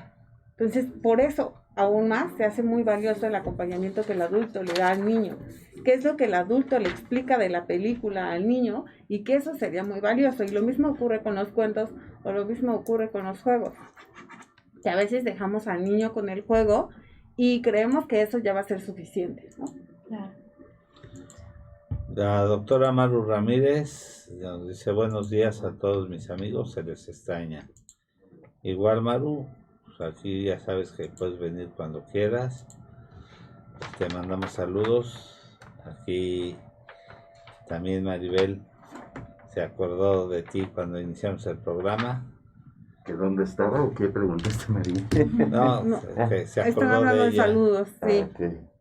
Sí. Pues qué bueno, ¿no? Y hay otra pregunta por aquí, ¿verdad? Hay varias. A ver. Estas dos sí se juntan mucho. Dice, ¿es lo mismo el duelo en un bebé de 3 añitos a un niño de 6? Lo comento porque mis hijos se comportan raros, ¿sabes? Desde que falleció su papá. ¿Cómo aliviar su dolor si ni siquiera yo puedo a veces? Gracias, Elena. Y hay otra que dice, ¿cómo vive el duelo un chiquito de 2 añitos? Ellos también saben y lo sienten como uno. Gracias, Saúl. No sé. Sí, Por eso hice las dos juntas. Sí, van encaminadas en cuestión de edades. Sí, respecto a las edades, sí es muy importante saber en qué, por eso preguntábamos mucho en las otras preguntas, qué edad es la que tienen los pequeñios, justo porque cada edad, cada periodo es totalmente distinto. ¿Sí? Cada periodo nos va a dar pauta de cómo abordar el proceso de muerte con los pequeñitos.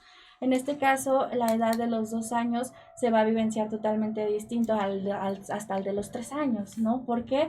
Porque cuando hablamos de un duelo desde los 0 años hasta los 2 años, se vivencia más como una separación, como un sentido de separación. Ujú. Me estoy separando me están separando de mi cuidador primario.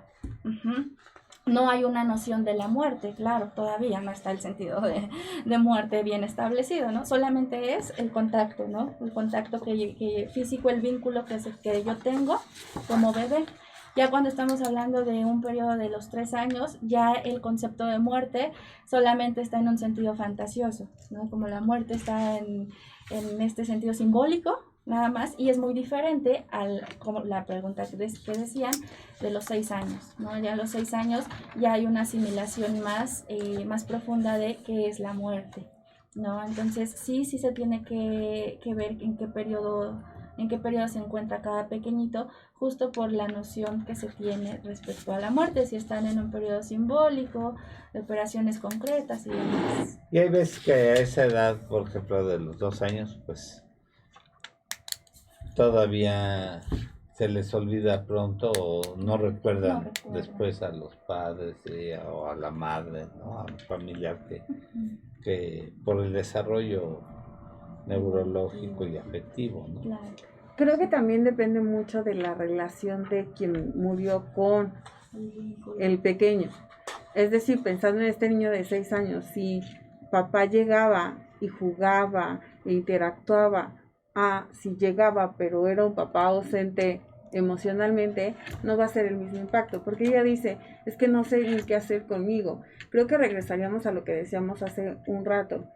Más que pensar en cómo se lo dices tú desde tu lenguaje, ¿qué lenguaje te está dando el niñito de 6 años? ¿Qué lenguaje te está dando el de 3?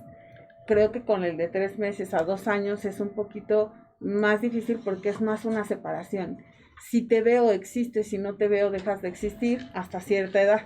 Entonces, más bien el elemento es no existe. El niño de 6 años que ya tiene, más allá del concepto de la muerte, una apreciación de cómo es la interacción con papá, creo que eso puede ser como el efecto. Y si el niño extraña las cosas, o la niña extraña las cosas que hacía con papá, ¿cómo es que le hablamos de ello? ¿O cómo es que le permitimos que siga haciendo esas cosas?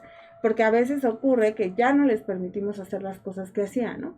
Y que se relaciona un poco con la pregunta de, ¿es bueno tener las cenizas o no en casa?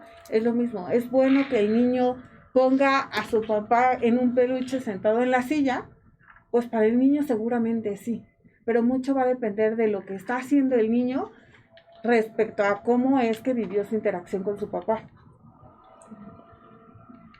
Aquí hay una pregunta que hace la doctora Maru Ramírez. Dice, pregunta de Luis Padre, de una niña de 3 años. Su mamá murió cuando nació su mamá.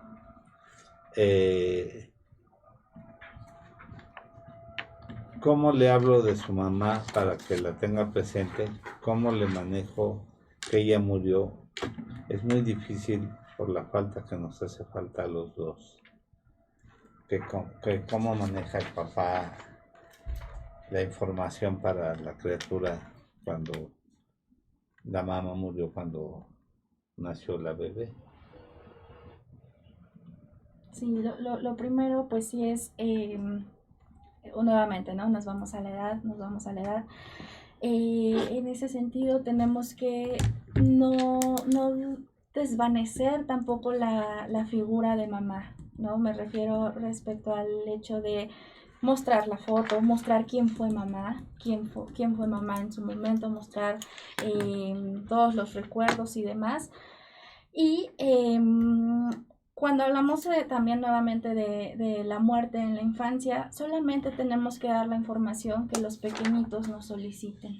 Sí, es algo bien importante, que era un poco lo que mencionaba la doctora Maribel, ¿no? Que a veces creemos que les debemos de dar toda la información y ellos ni siquiera no estaba ni siquiera en su bagaje, ¿no? de emocional, claro. Entonces solamente es lo que ellos nos pregunten, solo lo que ellos necesiten saber. Ya con el tiempo también ellos van a ir creciendo, van a ir cuestionando también, y entonces vamos a ir contestando lo que vayan pidiendo. Lo que vayan pidiendo únicamente. Y claro, hacer el acompañamiento emocional que requiere la pequeñita. Sí, yo creo que es una labor ahí del papá hacer un doble rol, ¿no? Papá y mamá. Que es difícil, ¿no? No lo sé, porque habría que ver quién está haciendo el cuidado materno, ¿no? Exacto. ¿Quién está jugando el rol de figura materna? Mamá no existe y a lo mejor tenemos un cuadro de imagen de mamá, pero ¿quién juega el rol de figura materna con esa pequeña? Y rescato mucho lo que decía Ali, démosle chance a la niña que empiece a preguntar. Entonces, cuando la niña empieza a preguntar, valdría la pena qué es lo que le vamos a ir respondiendo de acuerdo a la pregunta, pero ahorita cómo se menciona y cómo se habla de ella. No de manera como de, hay que hablar de ella para que no se le olvide, para que la tenga presente. En realidad en casa, ¿cómo hablamos de esta ausencia? Porque su situación normal de la criatura fue haber nacido sin la figura materna, ¿no? Sí. Y no sé si alguien ocupó el rol, llámese abuela, llámese tía, llámese X persona, o el mismo papá, pues para ella esa fue la figura que, como decías, que formó esa estructura emocionalmente. Uh-huh. Es como si alguien nace, o sea, es ciego de nacimiento. Esa es su forma normal. Claro, su percepción es así. Y alguien que perdió la vista después de haber vivido algunos años o meses, su realidad va a ser muy distinta. Es muy distinto. Ajá. Porque ya nació con eso. Es muy similar. Maru, el mismo papá y la familia. Claro. Sí, y aquí también es muy importante, ¿no? Por la causa de la muerte. Entonces sí se debe de ser cuidadosos también con la forma en cómo lo vamos a decir, para que cuando la pequeñita vaya creciendo no se vayan creando culpas. Sí, eso es muy importante, porque yo puedo resignificar y puedo decir, por mi culpa, por mi nacimiento, mamá murió. No, y es que también desconocemos las causas por las que haya muerto la mamá. No, pero habitualmente sí hay una carga. Hay una carga, ¿cómo? Sí. Oigan, mira, aquí hay una pregunta también que nos acaba de sintonizar y es lo que se había comentado. Tengo un pequeño de 4 años y desde que murió su papá casi no habla.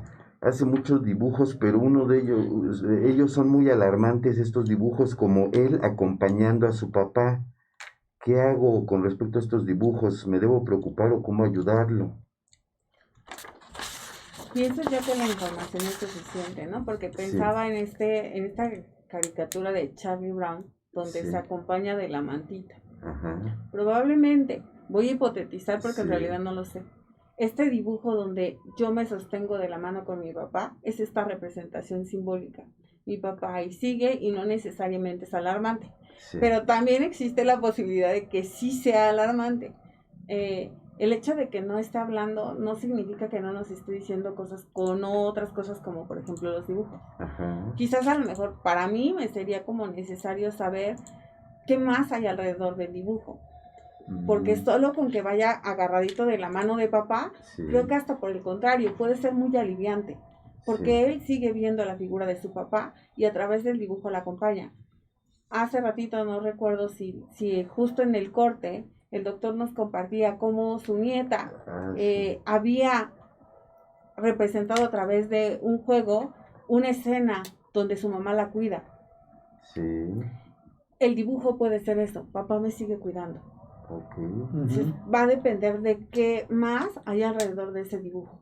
Okay. Justo por eso es conveniente también la visita, ¿no? Con un psicólogo, con un tanatólogo para esto, ¿no? Para hacer toda una evaluación completa del caso. Ok, ¿nos pueden decir en dónde las localizamos, sus teléfonos, las redes, donde puedan estar? Se van a quedar Por favor. preguntas. No, Sí. quisiera que digo, si no tienen inconveniente, prolongarnos 10 minutos, porque empezamos casi 20 minutos tarde. Sí, Si claro. no tienen Yo, inconveniente. Sí, si, sí, no adelante, tengo, adelante. si no tengo pacientes. Sí, si no tienen pacientes, Sí, el sí, doctor sí. Clayman. Y, Ajá. es Sí, que entonces, empezamos casi 20 minutos. sí, ¿verdad? Sí. Sí, sí, claro que sí. Claro que sí, claro que Ya, sí. ya pasamos los datos. Sí, pero si los vuelven a mencionar, por favor. Sí. Ahí le pasamos los datos de Ali Ajá. para que los ponga y los de Maribel.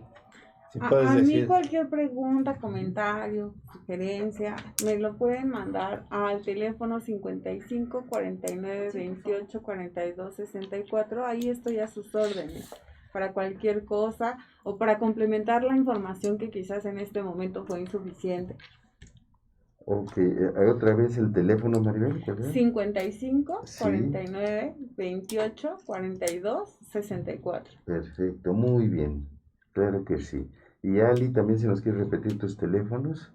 Los teléfonos son 55 60 78 37 92 y estoy en Facebook como PsicoHop, Ali Rivera. También estoy en Instagram, igual Ok. PsicoHop. psicohop. ¿Con J o con H? Con H. Ah, con H, Hop. ok. Perfecto. Ok, muy bien.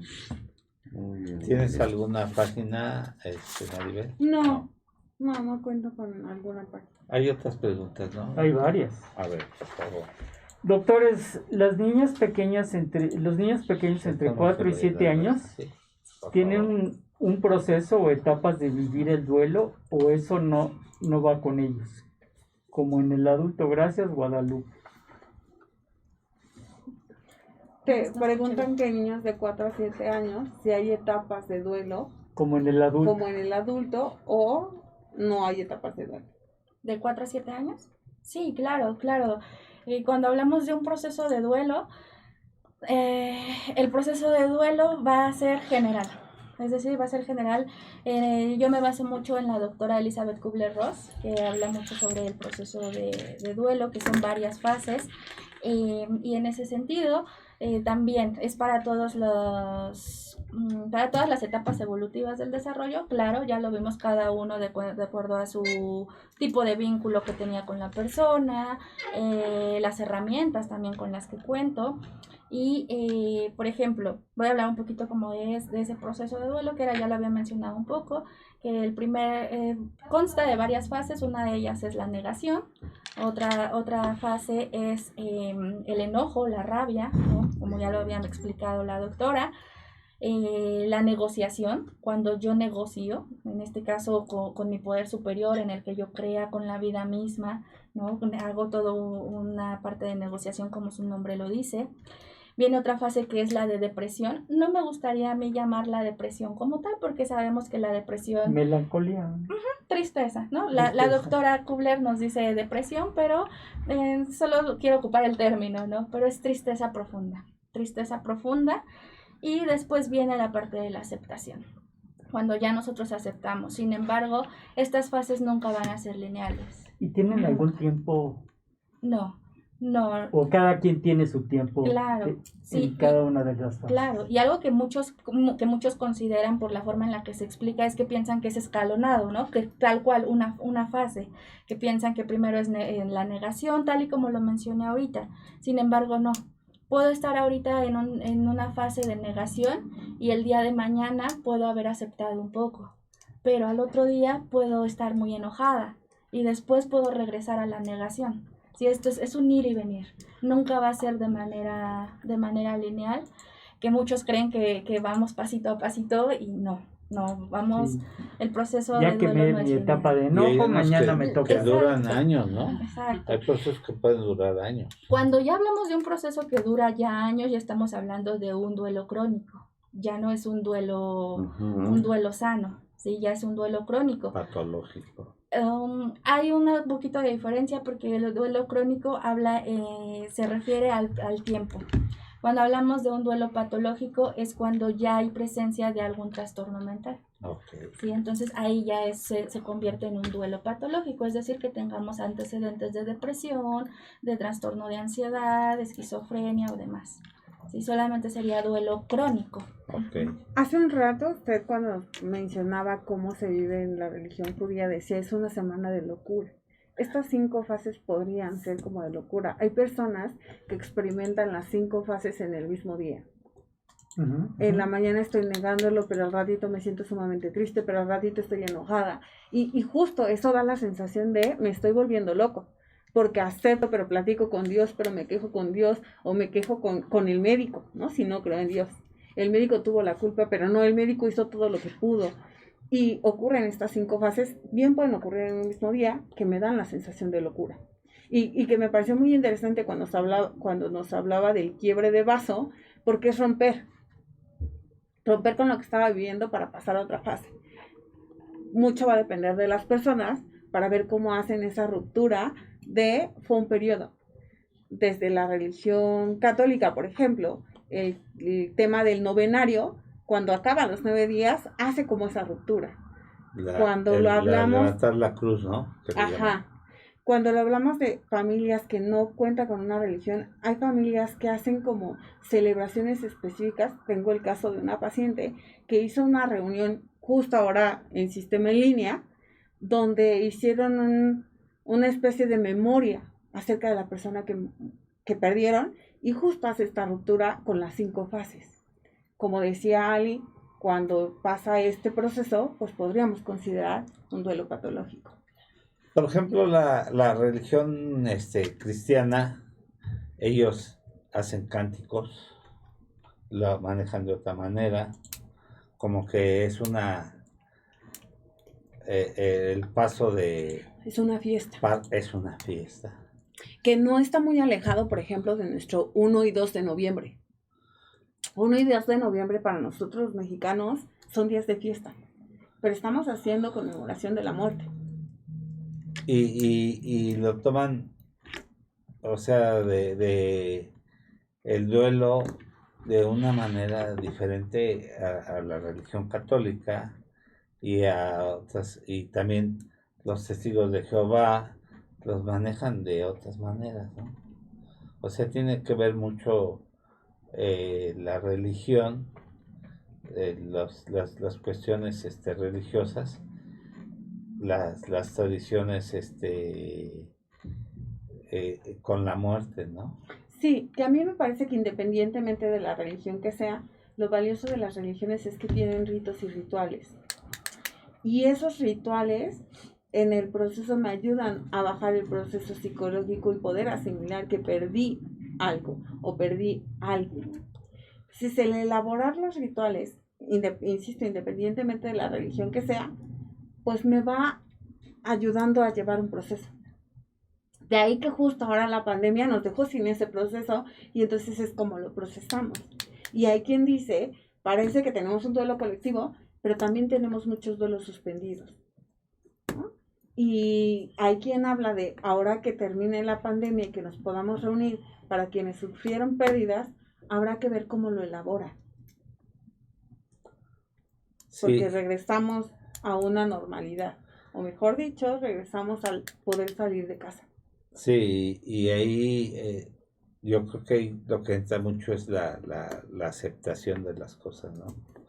Y no sé si va a haber una normalidad, ¿no? Después de esto. Dicen que ya no va a haber una normalidad habitual, porque lo estamos viendo ahora con los chicos que terminaron, que se fueron de vacaciones y que se soltaron. ¿A sus graduaciones? O sea, se fueron los chicos de Puebla, de otros estados, y no guardaron las distancias pertinentes, y hubo un contaminadero tremendo, ¿no? Y de ahí se suelta la tercera ola, y ahora estamos viendo jóvenes contaminados, y estamos viendo más contaminación y estamos invirtiendo otra vez la cuestión de que los hospitales se están volviendo a saturar, pero ahora con jóvenes. ¿Por qué? Porque la población adulta mayor o mayores de 40 años, pues ya están vacunados, entre comillas, pero estamos viendo gente vacunada que está saliendo positiva. Así es. Que eso es lo delicado. Que los jóvenes, como quiera que sea, tienen más resistencia y están saliendo más por la juventud, por las condiciones fisiológicas, de condiciones de juventud y todo, de resistencia, pero estamos viendo problemas importantes de salud y que ahora que dicen las autoridades educativas que no va a haber medidas, que va a haber educación presencial y todo eso, pero son situaciones, no sé de qué manera se estén manejando las cuestiones políticas, no sé.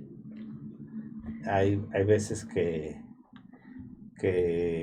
nosotros no lo entendemos como médicos, pero... Yo te voy a hacer una predicción, sin ser fatalista ni nada que se le asemeje.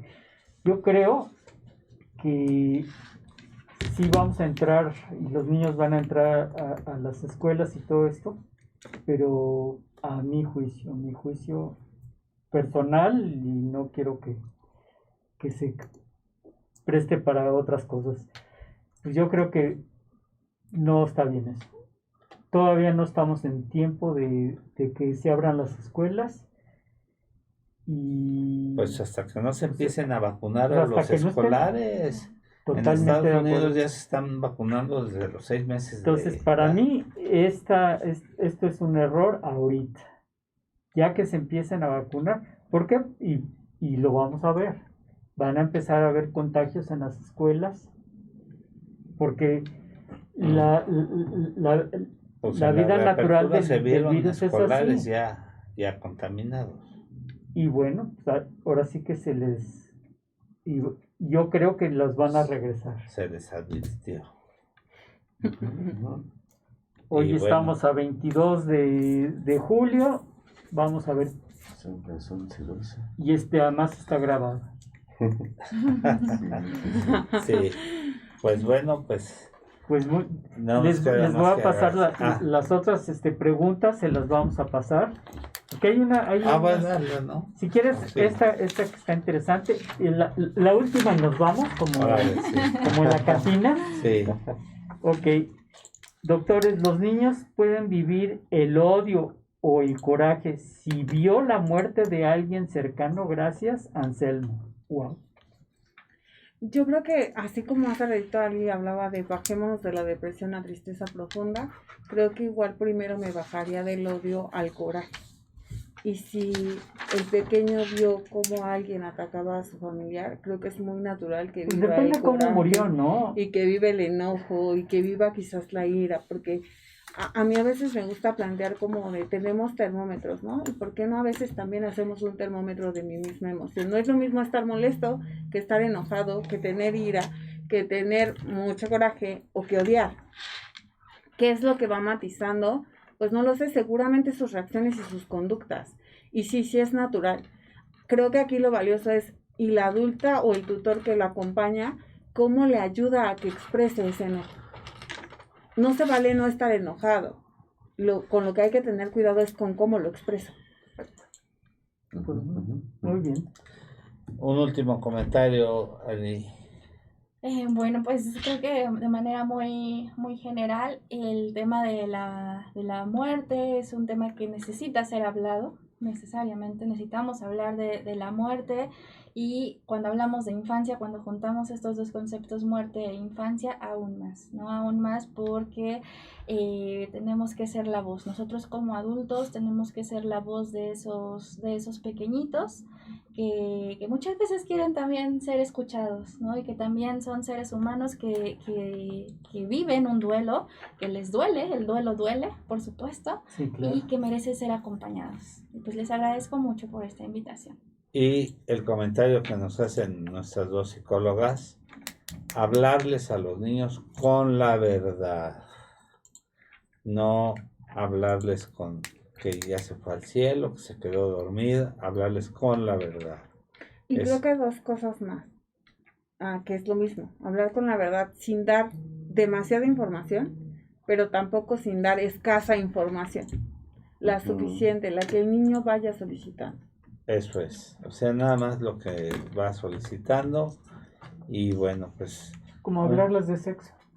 ¿Cómo hablar? un saludo a nuestro compañero, el doctor Fernando Castillo, que tiene una premio familiar, esperamos que salga bien de ello. Fernando, te mandamos un abrazo saludo. desde aquí, esperamos que pronto salgas bien de tu situación familiar y te mandamos un gran abrazo y un gran saludo. Pues no me queda más que agradecerles Gracias a ustedes. y esperemos que vuelvan a estar con nosotros pronto y si pueden agendarse con Sai, Ali, a Maribel, que la queremos mucho, a mis compañeros, a Jaime Lehmann, Muchas a Gabriel, gracias. Gracias a ustedes. Bienvenidos. a Sai, que Gracias. nos hace favor Estuvo- de decirnos, a Jesús que se componga, a Alex, ¿él es tu hermano? No, se llama Agustín. Agustín, que nos visitaste aquí, a Rita, a Yanin, al bebé, Que ya ahora camina. no lo vi, Que ya camina. Ya anda caminando por ahí el bebé. Sí. y a toda la gente que nos hace favor de escucharnos y acompañarnos, que tengan un excelente día y un mejor fin de semana. Muchas gracias. Gracias. Muchas gracias, nos vemos.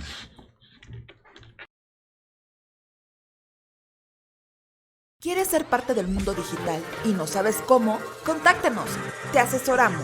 Páginas web, relaciones públicas, streaming, podcast, redes sociales, comerciales, videos y mucho más. Contacta zrproducciones.com.mx. WhatsApp y Telegram 55 12 42 35 75. Síguenos en Facebook como @ZR Producciones MX, Instagram, YouTube y TikTok como @ZR Producciones. Sé parte del mundo digital. ¿Quieres ser parte de Salud para Todos Radio? Contáctanos. Tenemos los mejores paquetes para ti. ¿Algún evento, congreso, seminario, producto o servicio que quieras difundir? Dinos y te asesoramos. WhatsApp y Telegram al 55 12 42 35 75 o visita www.zrproducciones.com.mx. Sé parte de la mejor mesa de médicos en la web.